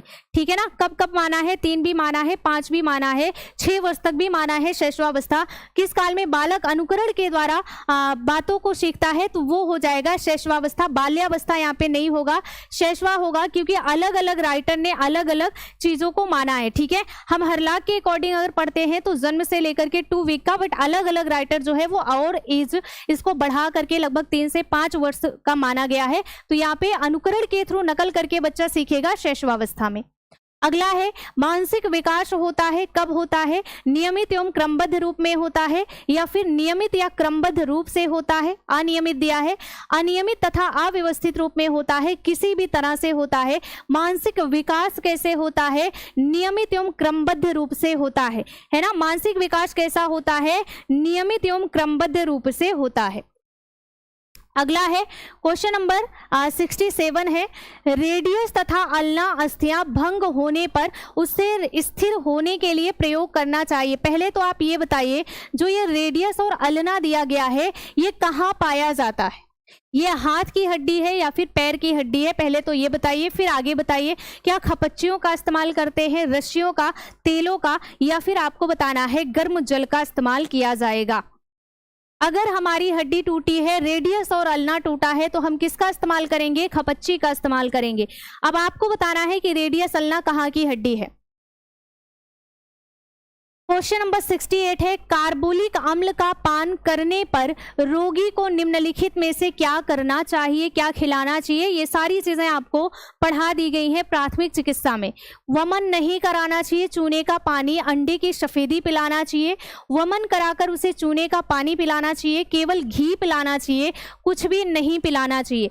देखिए जब भी हम बात करेंगे किसकी, किसी भी ऐसे रोगी की बात करेंगे जो कोई भी जहरीली पदार्थ को खा लिया हो, कोई अम्लीय, कोई एसिडिक तत्वों को खा लिया हो, तो क्या करना होता है, पहले उल्टी कराई जाती है। ठीक है ना, क्या करवाया जाएगा, तो आपको बताना है 68 का, ठीक है, हाथ का। ठीक है, 68 का क्या होगा, उल्टी कराई जाएगी या नहीं कराई जाएगी। ठीक है, बहुत अच्छा। देखिए इसमें क्या कराना होता है, अगर कार्बोलिक अम्ल का पान कोई कर लिया है तो वमन नहीं कराना है, हमें क्या कराना होता है, चूने का पानी व अंडे की सफेदी पिलानी होती है। ठीक है ना, कौन सा सही हो जाएगा, बिल्कुल ए वाला ऑप्शन करेक्ट है, 68 का ए वाला ऑप्शन करेक्ट है। अगला है, ऐसे विष जो किसी अंग को जलाए बिना ही विषाक्त लक्षण उत्पन्न करते हैं, जैसे तूतिया, वो कहलाते हैं आपेक्षिक विष होते हैं, उदाहक विष होते हैं, उत्तेजक विष होते हैं, अलापक विष होते हैं। तो आपको बताना है ऐसे विष जो अंग को जलाए बिना ही लक्षण उत्पन्न करते हैं, जैसे तूतिया, वो क्या कहलाते हैं, उदाहक विष के नाम से जानते हैं। 69 का क्या हो जाएगा, उदाहक विष कहलाएगा। क्लियर है, 69 का क्या है, उदाहक विष कहलाता है।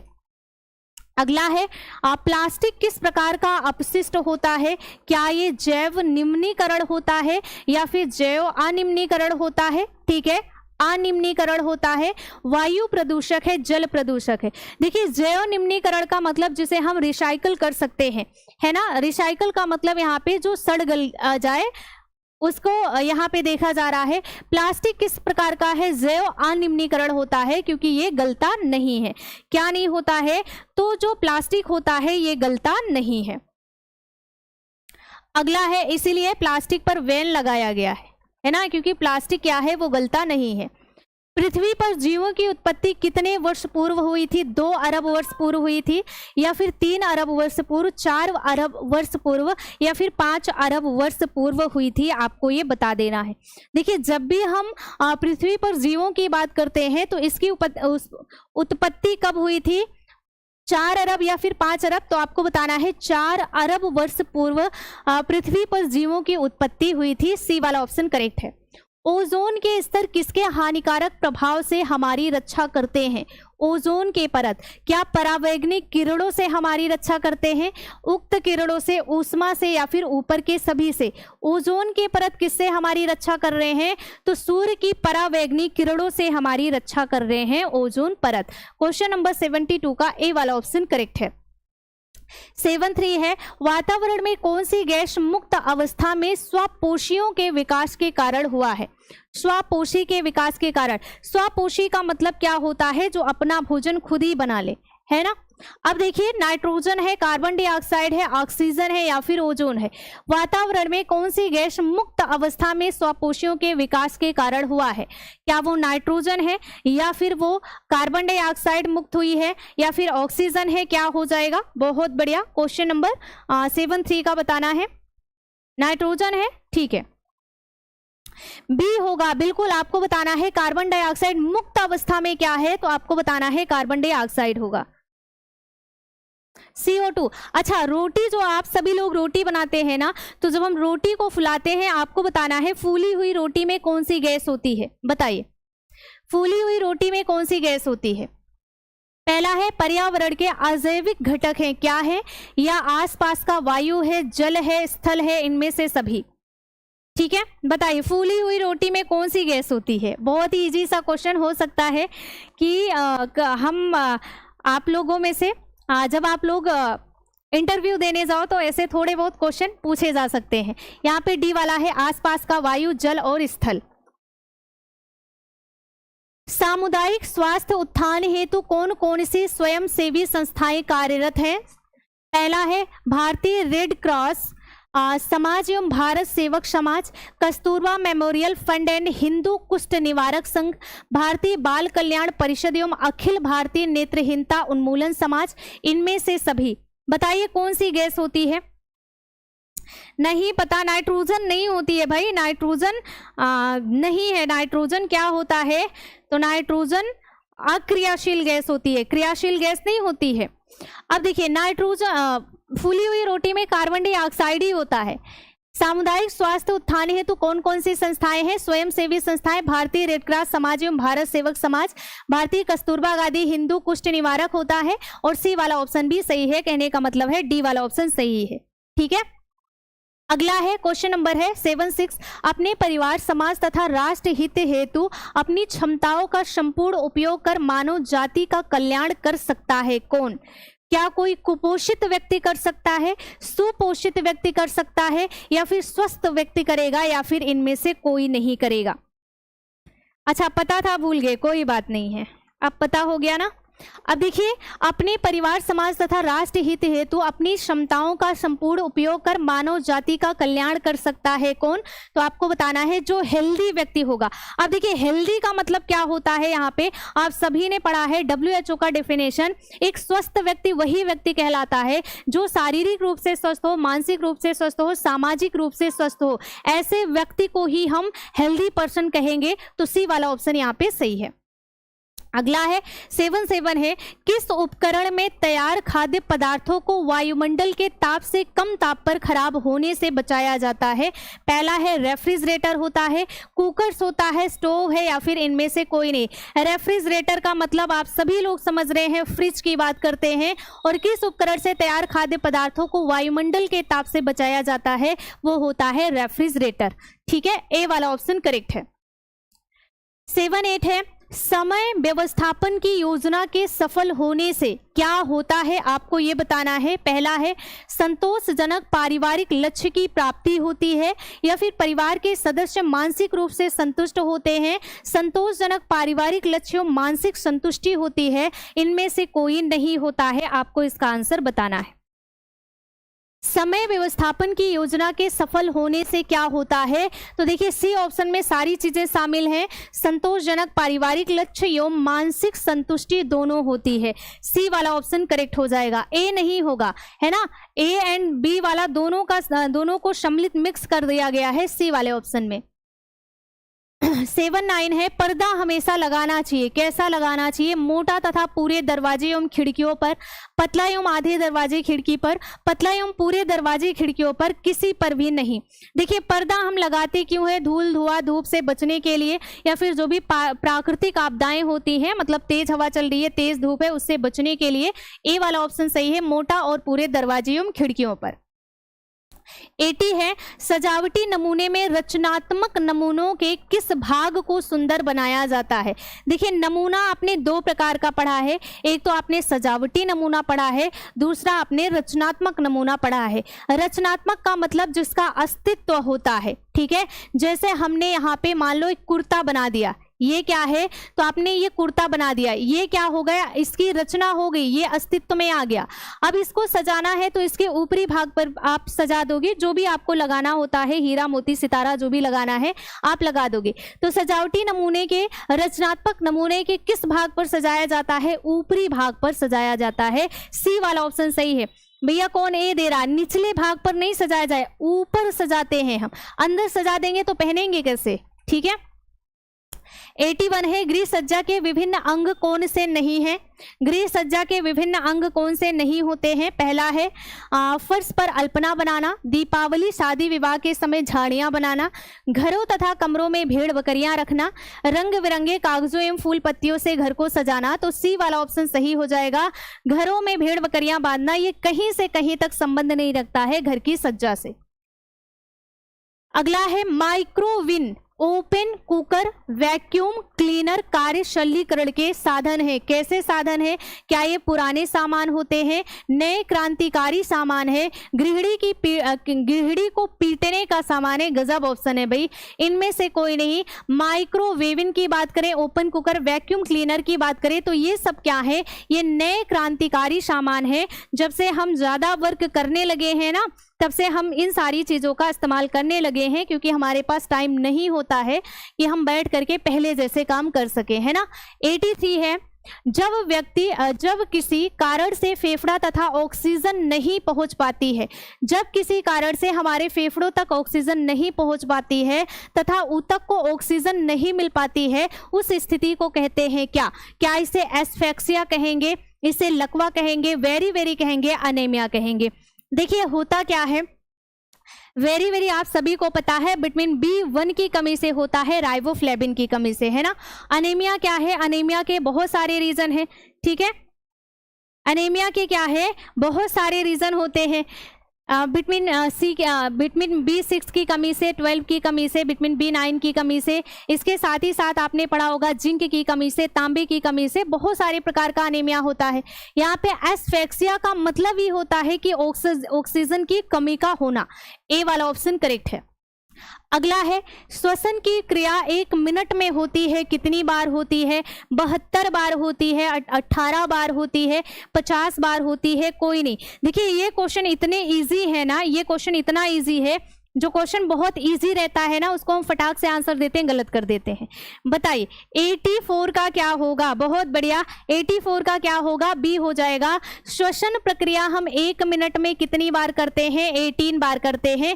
कहीं कहीं आपको ये 16 बार भी देखने को मिलेगा, तो कंफ्यूज मत होना। अगर 18 है तो 18, 16 है तो 16, ठीक है। देखिए यहाँ पे 72 बार जो होता है ये हमारा हार्ट बीट, हमारे हृदय की धड़कन होती है, हृदय की धड़कन होती है, ठीक है।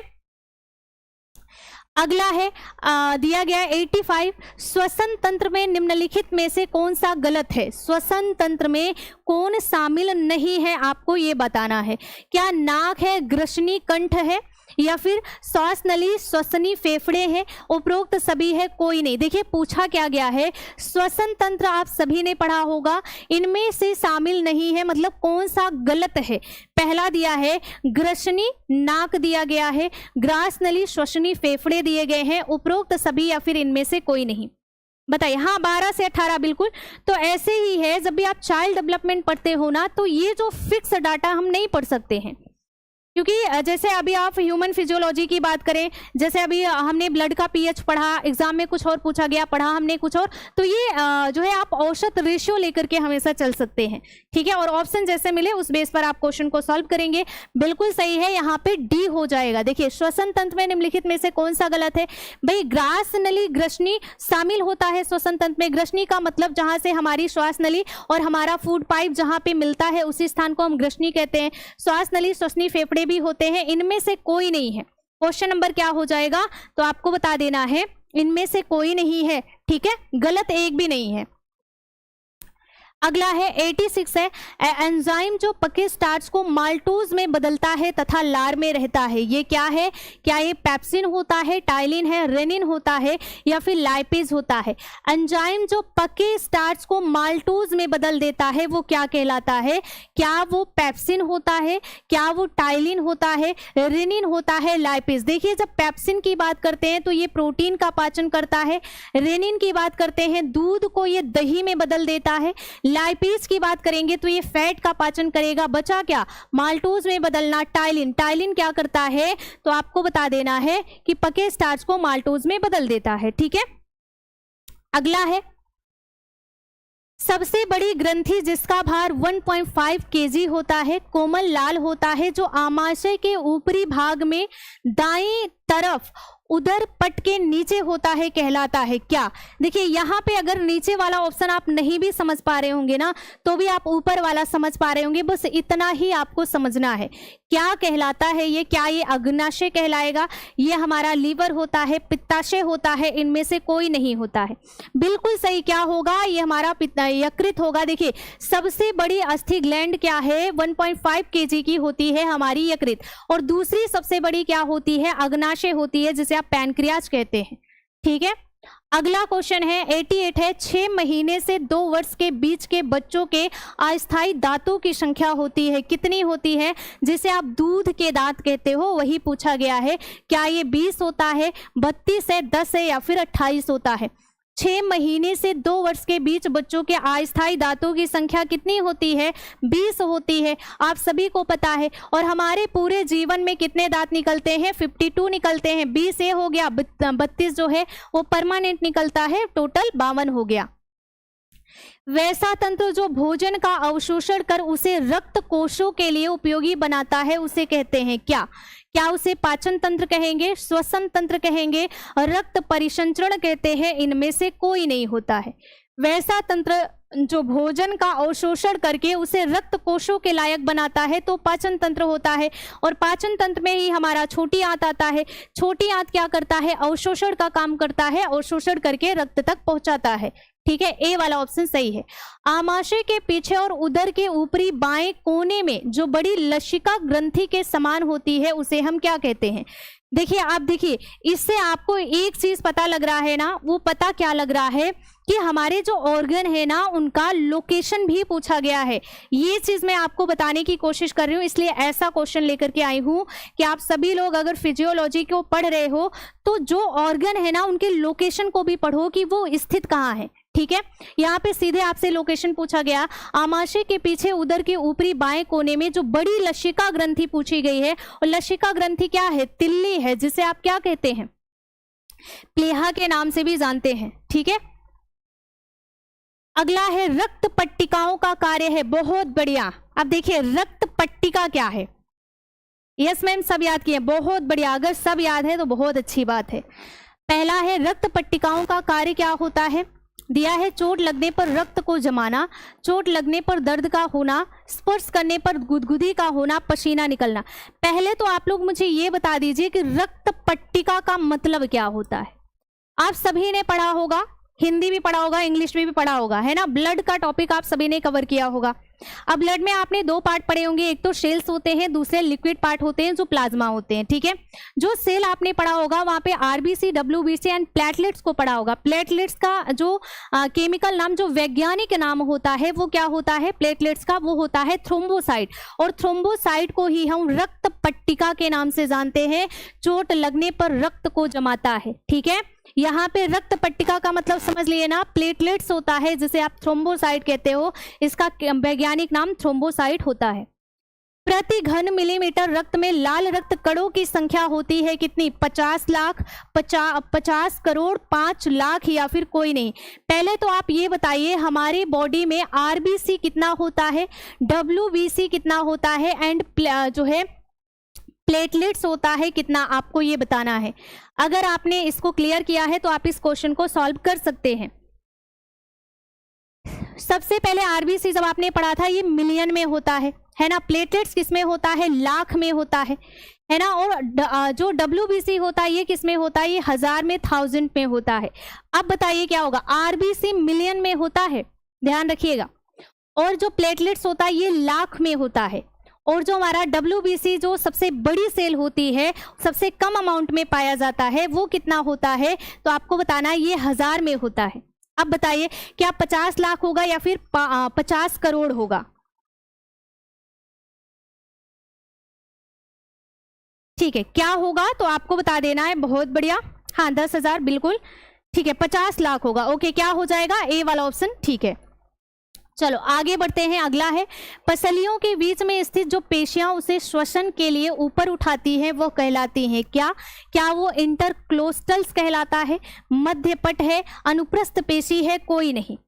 हाँ, इस तरीके से पढ़ो ना कि कहीं भी कहीं से भी अगर क्वेश्चन पूछ लिया जाए तो सारे क्वेश्चन बस एक पॉइंट देख करके आप लोग उस क्वेश्चन को कवर कर ले जाओ, ठीक है ना। अब देखिए पसलियों के बीच में स्थित जो पेशियां हैं उसे श्वसन के लिए ऊपर उठाती है वो क्या कहलाता है? क्या वो इंटरक्लोस्ड कहलाता है, मध्यपट आपको बता देना ये अनुप्रस्थ पेशी कहलाता है। क्या कहलाएगा? 93 का, ठीक है 93 का क्या कहलाएगा? क्लियर है? 93 का क्या कहलाएगा? अनुप्रस्थ पेशी कहलाएगा, ठीक है। अगला क्वेश्चन है 94 है, वैसी पेशियां जो नितंब का मसल भाग बनाती है, नितंब का मसल भाग बनाती हैं जो, तथा फीमर से जुड़कर नितंब जोड़ का फैलाव करती हैं वो कहलाती हैं क्या? ठीक है। अब देखिए पहला दिया गया है, क्या वो ट्राइसेप्स कहलाएंगी, बाइसेप्स कहलाएंगी, या फिर ग्लूटियल कहलाती हैं, हैमस्टिक कहलाती हैं। अब आपको यहाँ पे बताना है कि वैसी पेशियां जो नितंब का मसल भाग बनाती हैं तथा फीमर से जुड़कर नितंब जोड़ का फैलाव करती हैं वो क्या कहलाएंगी? देखिए ट्राइसेप्स और बाइसेप इसका संबंध हमारे हाथों से होता है, ध्यान रखिएगा। सीधे पूछा गया है नितंब मसल का भाग बनाती है और फीमर से जुड़ती है। अच्छा फीमर कहाँ का है? अब फीमर कहाँ की हड्डी है? तो आप सभी को पता होना चाहिए, अगर नहीं है तो पता कर लो। फीमर हमारे पैर की हड्डी होती है, जो खोखली होती है सबसे बड़ी हड्डी होती है फीमर। फीमर कहाँ की है? पैर की हड्डी है। तो आपको बता देना है ये ग्लूटियल होता है। क्या होता है? ग्लूटियल होता है। सी वाला ऑप्शन करेक्ट है। अगला है 95 है, स्वस्थ शरीर में पेशियां सदा ही थोड़े कसावट की स्थिति में रहती हैं ताकि प्रत्येक समय क्रिया के लिए तत्पर रहें, यह तत्परता कहलाती है क्या? पहला है पुट्टे, दूसरा है मसल टोन, तीसरा है अल्ना टोन, चौथा है इनमें से कोई नहीं। अब देखिए ठीक है ना, अब आपको यहाँ पे बता देना है, हाँ जांग की हड्डियां, बिल्कुल पैर की होती हैं जांग की हड्डियां। अब देखिए यहाँ पे आपको क्या बताना है, स्वस्थ शरीर में पेशियों के सदा थोड़े कसावट में रहती है ताकि वो क्रिया कर सके। ये क्रिया किसके लिए है? ठीक है, तो आपको यहाँ पे बता देना है वो क्या कहलाएगा? मसल टोन कहलाएगा। क्या कहलाएगा? Muscle tone. अल्ना टोन नहीं, अल्ना तो हमारे हाथ की हड्डी होती है। अगला है मेरुदंड कोष पसलियां तथा उरोस्थी हैं, क्या है? पहला है खोपड़ी, दूसरा है धड़ की अस्थियां होती हैं, तीसरा है हाथ पैर की अस्थियां होती हैं, चौथा है कोई नहीं। आप सभी लोग ठीक है, चलिए अभी देख लेते हैं भाई 93 का फिर से। हाँ 93 का भी फिर से देख लेंगे।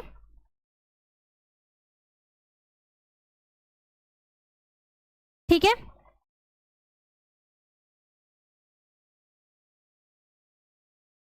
अब देखिए यहां पे मेरुदंड कोष पसलियां तथा उरोस्थी हैं, क्या है आपको ये बताना है।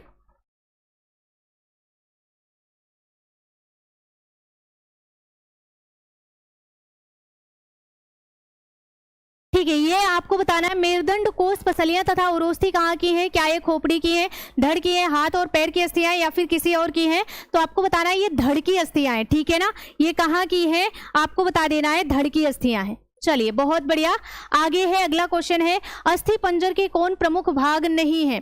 पहला है सिर है, दूसरा धड़ है, अग्रांग है या फिर रक्त कण है। अस्थि पंजर के प्रमुख भाग नहीं है, कौन से नहीं है?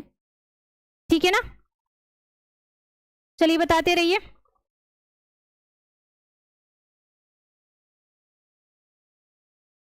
हाँ, आपको बताना है अस्थि पंजर के प्रमुख भाग कौन से नहीं है? सिर है, धड़ है, अग्रांग है या फिर रक्त कण है।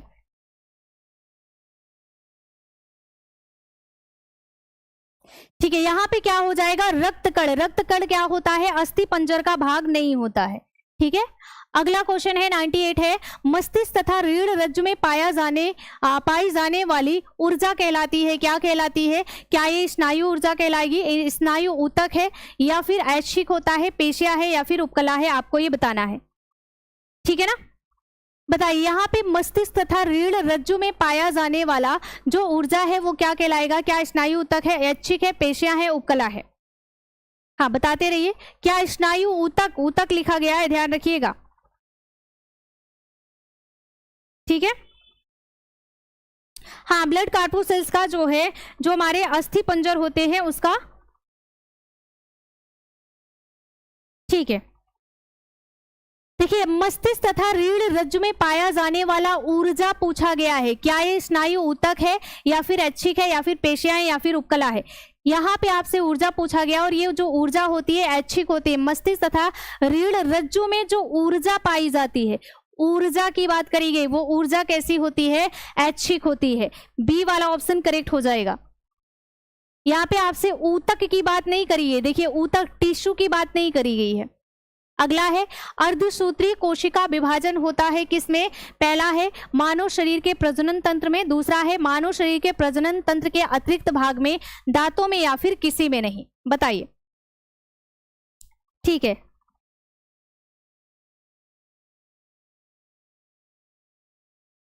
ओके,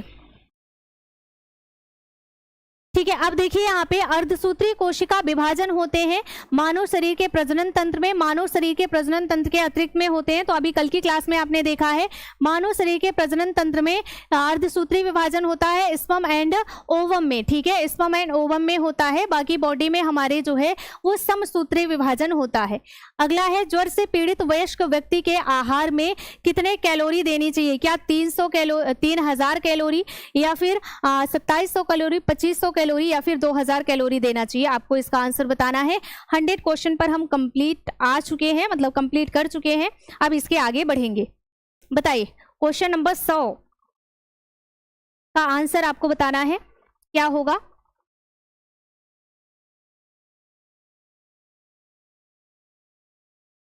ओके, क्या हो जाएगा? देखिए, यहां पे पूछा गया है ज्वर से पीड़ित वयस्क के लिए आहार में कैलोरी कितनी होनी चाहिए? लगभग 3000 कैलोरी होनी चाहिए, ठीक है ना। कितनी होनी चाहिए? लगभग 3000 कैलोरी होनी चाहिए। चलिए आगे बढ़ेंगे। अगला है, उच्च प्रोटीन युक्त आहार में प्रतिदिन प्रोटीन देना चाहिए, कितना देना चाहिए? 50 से लेकर के 100 ग्राम देना चाहिए, 100 से 125 ग्राम या फिर 200 से लेकर 300 ग्राम या फिर 300 से लेकर 350 ग्राम। अब देखिए, यहाँ पे उच्च प्रोटीन पूछा गया है। नॉर्मल प्रोटीन कितना होता है? 10 से 15% होता है। हमारे भोजन में प्रोटीन की बात करें तो 10 से 15% होगा। यहाँ पे उच्च प्रोटीन का मतलब जो ऑप्शन दिया है, ऑप्शन के बेस पर आपका 50 से लेकर के 100 ग्राम हो जाएगा, ठीक है। ऑप्शन के बेस पर आपका 50 से 100 ग्राम। निम्नलिखित में से कौन सा आहारीय चिकित्सा का उद्देश्य है? आहारीय चिकित्सा का उद्देश्य क्या है? पाचन तंत्र के कष्टों को देखते हुए सरल सौम्य सुपाच्य आहार प्रदान करना होता है।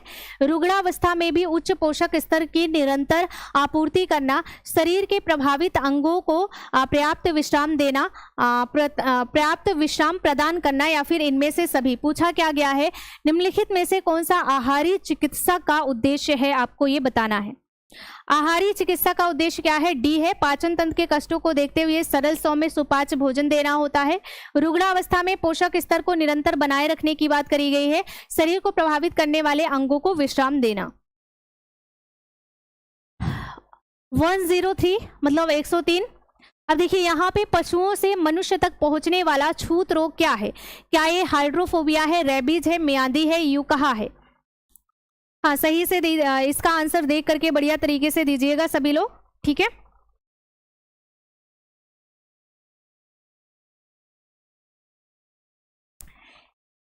पशुओं में मनुष्य तक पहुंचने वाला छूत रोग कौन सा होता है? 103, बहुत बढ़िया, सही दे रहे हैं बहुत सारे बच्चे आंसर। क्या हो जाएगा? रेबीज हो जाएगा। देखिए जो हाइड्रोफोबिया होता है ये एक सिम्टम्स होता है। हाइड्रोफोबिया का मतलब होता है पानी से डरना, है ना, पानी से डरना या फिर पानी से डर लगना, जो कि कुत्ता काटने से ये सिम्टम्स होता है। और रेबीज नामक क्या होता है? रोग हो जाता है। क्वेश्चन नंबर 103 का बी वाला ऑप्शन सही है। जो बच्चे ए बता रहे हैं उनका गलत है। मलेरिया होता है मादा एनाफिलीज मच्छर के काटने से, नर एनाफिलिक मच्छर के काटने से, क्यूलेक्स मच्छर के काटने से, उपरोक्त में से किसी से नहीं। मलेरिया होता है किससे? तो आपको बताना है मादा एनाफिलीज मच्छर के काटने से मलेरिया होता है। क्यूलेक्स मच्छर के काटने से क्या हो जाता है? फाइलेरिया होता है, ठीक है, फाइलेरिया। चलिए आगे बढ़ेंगे। कुष्ठ रोग के लक्षण हैं, क्या होते हैं? संवेदन की अनुभूति को समाप्त हो जाना, जो भी संवेदना है उसकी अनुभूति समाप्त होना, नाड़ियां बढ़ जाना तथा कोमल हो जाना, त्वचा पर बड़ी ग्रंथियां तथा फोड़े होना, उपरोक्त में से सभी।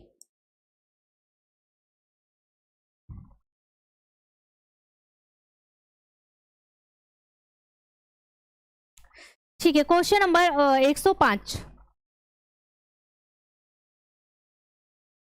ठीक है ना। अब देखिए यहाँ पे क्या हो जाएगा? डी वाला संवेदना शून्य हो जाती है, नाड़ियां बढ़ जाती हैं, कोमल हो जाती हैं, त्वचा बड़ी ग्रंथियां तथा फोड़े का होना, ये सारे सिम्टम्स दिखाई देते हैं। अगला है डिप्थीरिया के परिणाम होते हैं, क्या होते हैं?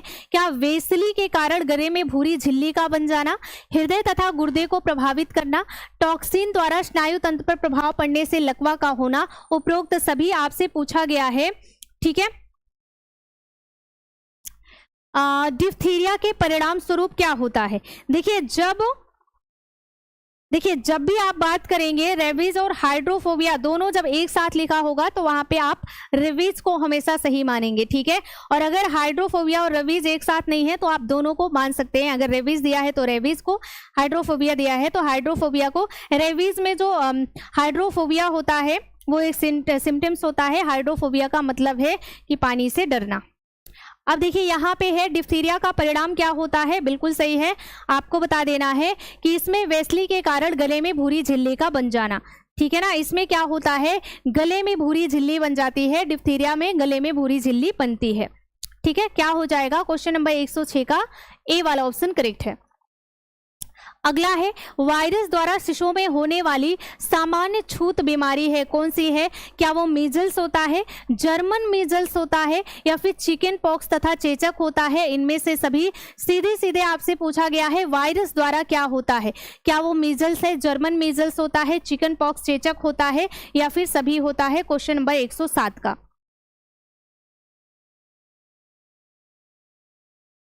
ठीक है, 107 का आंसर बताना है।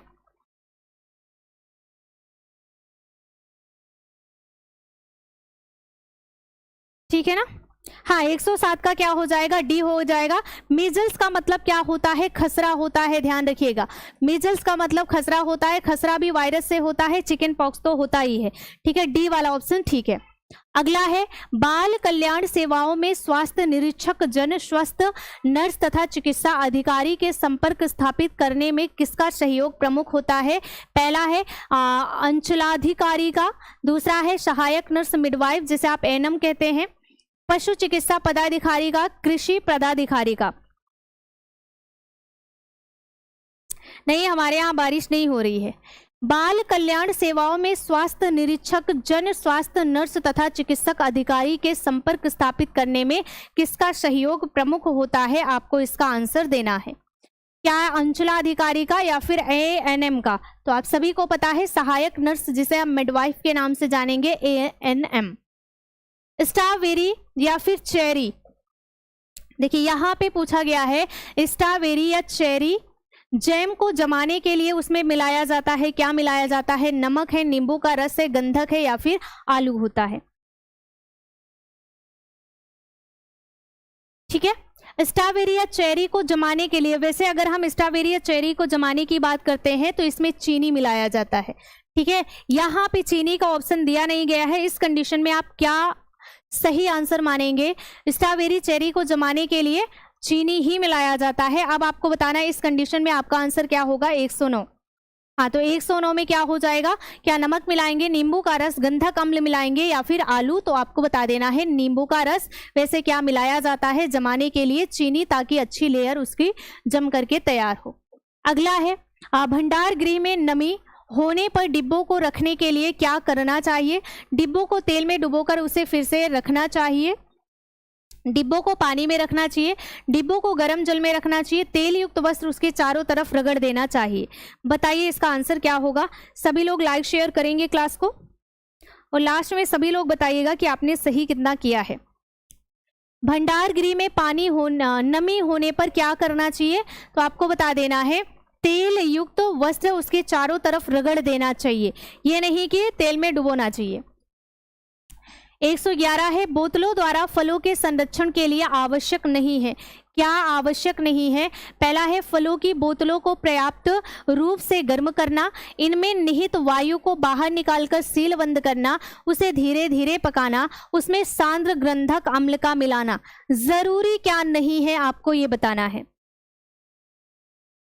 बहुत बढ़िया, 110 में 3 गलत है। बहुत अच्छा जी, बहुत अच्छा स्कोर जा रहा आपका। ठीक है, आपको इसका आंसर बताना है। देखिए बोतलों में जब हम संरक्षण करते हैं, इसकी बात अगर हम करें तो फलों को, बोतलों को पर्याप्त रूप से गर्म करना, फलों की जो बोतलें होती हैं उन्हें गर्म किया जाता है, इसमें निहित वायु को बाहर निकाला जाता है, निकालेंगे, उसे धीरे धीरे पकाना ये भी जरूरी होता है। लेकिन ये जरूरी नहीं है कि आप उसमें कोई भी सांद्र गंधक अम्ल मिलाएं, अम्ल का मिलाना ये बिल्कुल जरूरी नहीं है। तो यहाँ पे जो बच्चे डी बता रहे हैं उनका बिल्कुल सही है। अगला है अंडा तथा दूध सुरक्षित रहता है किस टेम्परेचर पर? पहला दिया गया है, ठीक है ना, पहला दिया है 0 से लेकर के 40 डिग्री फ़ारेनहाइट पर, दूसरा है 0 से लेकर के 97 डिग्री फ़ारेनहाइट, 35 से लेकर के 40 डिग्री फ़ारेनहाइट, 20 से लेकर के 45 डिग्री फ़ारेनहाइट। अंडा तथा दूध सुरक्षित रहता है कौन से टेम्परेचर पर?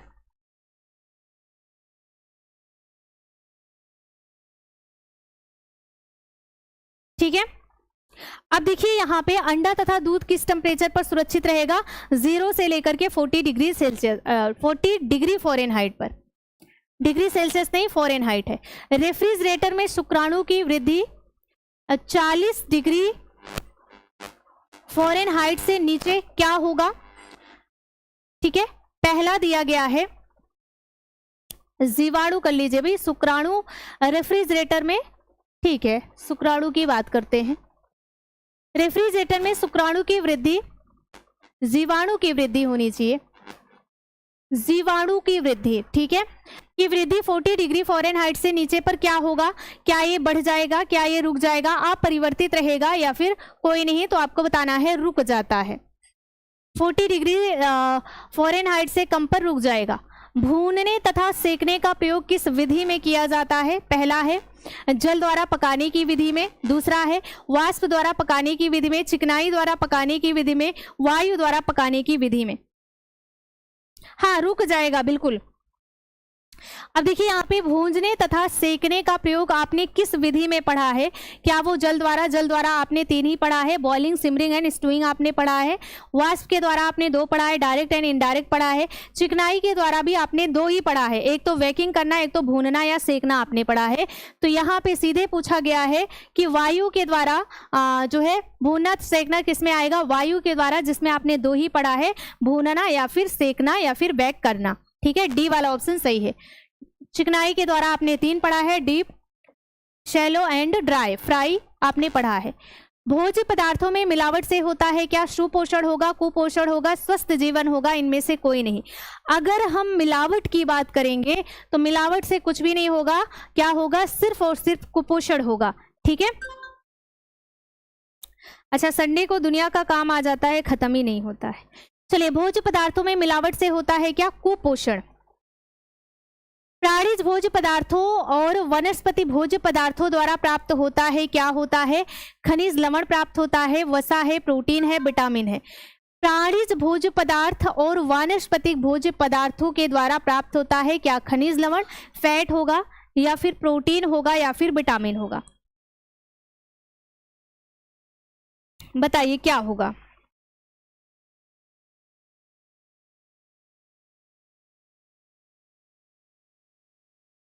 ठीक है,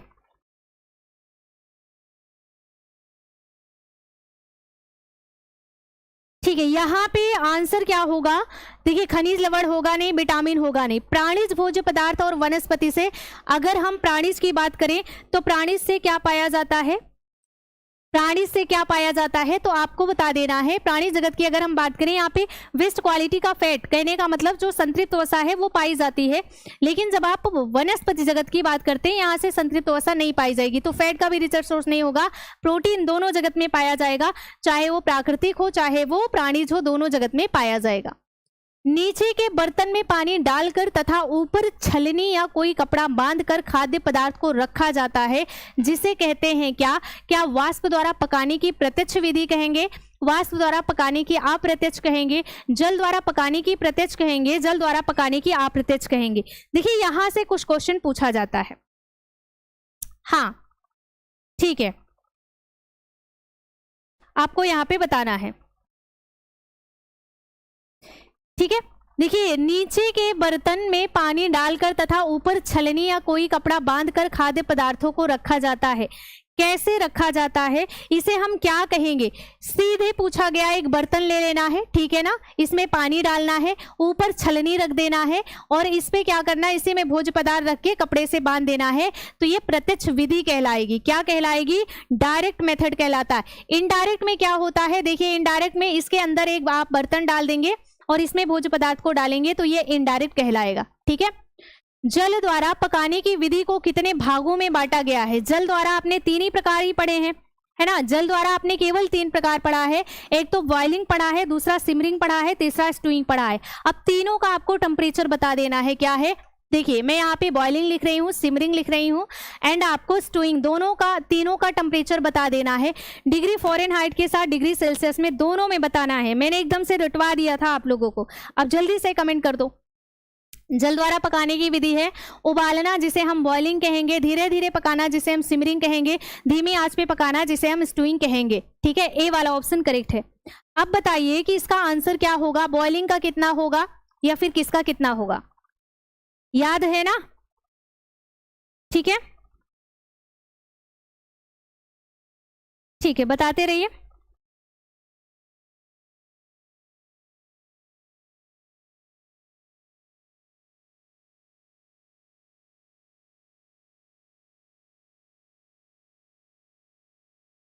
याद है? ठीक है, 100, 82, 90। अच्छा जी, बहुत बढ़िया। देखिए, इसका क्या होगा? 100 डिग्री सेल्सियस बॉइलिंग पॉइंट होता है, 212 डिग्री फ़ारेनहाइट होता है। सिमरिंग का क्या होता है? 95 डिग्री सेल्सियस होता है, 181 से लेकर लगभग, यहाँ पे आप सीधे एक रेंज लिखते हैं, 210 डिग्री सेल्सियस होता, डिग्री फ़ारेनहाइट होता है। ये क्या होता है? 90 डिग्री सेल्सियस होता है और 180 डिग्री फ़ारेनहाइट होता है। सिर्फ इतना ही याद करना है। क्या क्या याद करना है? अगर हम बॉइलिंग पॉइंट की बात करें, 100 degree Celsius, 212 degree Fahrenheit. Simmering में 95 डिग्री सेल्सियस, 210 डिग्री फ़ारेनहाइट होता है। स्टूइंग में 90 डिग्री सेल्सियस होता है और आपको बता देना है 180 डिग्री फ़ारेनहाइट। यही तो रेशियो याद करना है आप सभी को, और याद कर लो, नहीं याद है तो क्वेश्चन बनेगा यहाँ से। 1 से 3 वर्ष तथा 4 से 6 वर्ष के बालक के लिए ICMR द्वारा कितनी कैलोरी ऊर्जा दैनिक निर्धारित की गई है? ICMR के द्वारा 1 से 3 तथा 4 से 6 वर्ष के बालकों के लिए कितनी कैलोरी देना निर्धारित किया गया है? 1200 से 1500, 200 से 500, 2000 से 2200, 3000 से 3200। हाँ, बहुत बढ़िया जी। ठीक है, आपको बताना है 119 का। गुड आफ्टरनून सभी को। क्या होगा इसका आंसर? बहुत अच्छा। देखिए यहाँ पे आप अगर नहीं भी याद होगा तब भी आप दे सकते हैं आंसर, 1200 से लेकर के 1500। टैटिंग एक प्रकार का है, क्या है? टैटिंग। ब्रैडिंग है, बुनाई है, फेल्टरिंग है, यहाँ पे टेंटरिंग है। फेल्टरिंग को आपको फिनिशिंग बनाना होगा, फिनिशिंग, ठीक है। देखिए जब हम यहाँ पे टेंटिंग की बात करते हैं तो आपको बता देना है, मेरा भी शिखा द्विवेदी, आपका भी देख रहे हैं, ठीक है। देखिए यहाँ पे अगर हम टेंटरिंग की बात करते हैं, टेंटरिंग क्या होती है? एक प्रकार का फिनिशिंग होता है, ध्यान रखिएगा। टेंटरिंग क्या है? एक प्रकार की परिसज्जा है, एक प्रकार की फिनिशिंग है। 121 से ग्रेन का अर्थ होता है, क्या होता है? क्या कपड़े के तंतु की दिशा है, या फिर कपड़े में धागे की दिशा है, कपड़े में किनारी की दिशा है, कपड़े का क्षेत्रफल होता है, आपको ये बताना है। ग्रेन का अर्थ है क्या? कपड़े में तंतु की दिशा है, कपड़े में धागे की दिशा है, कपड़े में किनारी की दिशा होती है, या फिर कपड़े का क्षेत्रफल होता है। 121 का, हाँ 121 का आंसर बताना है सभी को। बहुत बढ़िया। कपड़े में धागे की दिशा, कपड़े में किनारी की दिशा क्या होगा? ठीक है, बहुत बढ़िया। लगभग बहुत सारे बच्चों का सही आंसर आ रहा है, कपड़े में किनारी की दिशा, ठीक है ना, कपड़े में किनारी की दिशा। एक व्यक्ति में वृद्धि का तात्पर्य परिवर्तनों से है, क्या है? परिवर्तन। अभी कल की क्लास में ही आपने ग्रोथ एंड डेवलपमेंट के बारे में डिस्कस किया था। एक व्यक्ति में वृद्धि का, ग्रोथ का तात्पर्य किस परिवर्तन से होता है? मात्रात्मक, गुणात्मक, मात्रात्मक और गुणात्मक दोनों, या फिर व्यक्तिनिष्ठ होता है। हाँ, ग्रेन कपड़े की किनारी, बिल्कुल।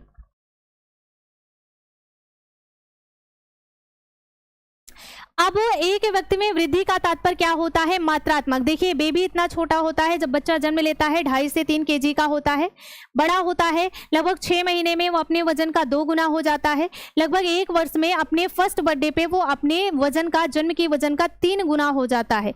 तो ये क्या है? ये मात्रात्मक ही है, आपको बता देना है। ए वाला ऑप्शन करेक्ट है। अगला है, मांस का लाल रंग निम्न में से किसके कारण होता है?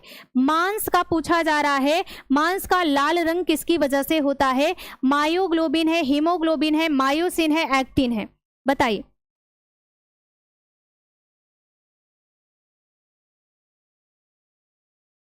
मैंने भाई किसी को ब्लॉक नहीं किया है। अब देखिए यहाँ पे मांस का लाल रंग निम्नलिखित में से किसके कारण होता है? मायोग्लोबिन के कारण। हीमोग्लोबिन किस में पाया जाता है? रक्त में पाया जाता है। और रक्त का रंग लाल किसकी वजह से होता है? हीमोग्लोबिन की वजह से। ठीक है, क्या हो जाएगा? 123 का ए वाला ऑप्शन सही है। अगला है, एक शिशु को स्तन मोचन पदार्थ देने की शुरुआत करने की सही उम्र क्या है? अब देखिए यहाँ पे 3 महीना, 6 महीना, या फिर 9 महीना है, 12 महीना है।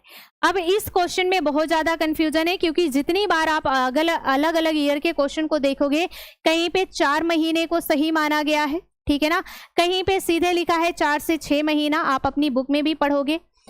4 महीने से हम शुरू कर देते हैं, आपको ये ध्यान रखना है। एक शिशु को स्तन मोचन पदार्थ देने की शुरुआत कब की जाती है? बट यहाँ पे जो ऑप्शन दिया है वो है 6 महीना, तो आप 6 महीने को ही सही मानोगे, ठीक है। कहीं कहीं पे 4 माह दिया रहता है, तो हमें 4 माह भी मानना पड़ता है सही। अच्छा, 124 ही है, एक क्वेश्चन गायब हो गया है, तो एक क्वेश्चन मैं आप लोगों से पूछ लेती हूँ, ठीक है ना। आपको बता देना है, ICMR का पूर्व नेम आपको बता देना है। एक क्वेश्चन मैं आपसे पूछ रही हूँ, ICMR का पूर्व नाम, पुराना नाम क्या है? क्वेश्चन नंबर 125, ठीक है। पहला है IRFA, दूसरा है CFTRI, तीसरा है CTRI, और चौथा है ICDS। बताइए। आज की क्लास का लास्ट क्वेश्चन मैंने यहाँ पे लिखा है, ICMR का पूर्व नाम है, क्या है, क्या था? IFRA है, या फिर CFTRI है, CTRI है, या फिर ICDS है? बताइए, ठीक है।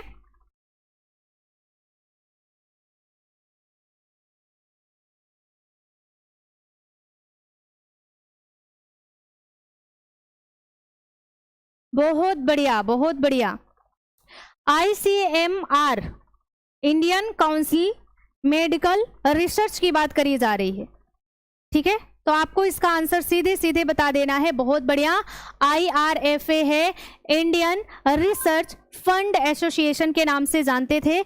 अब ये देखिए CTRI जो ICMR है ना, 2007 में CTRI की स्थापना किया था, ठीक है ना, ये भी ध्यान रखिएगा।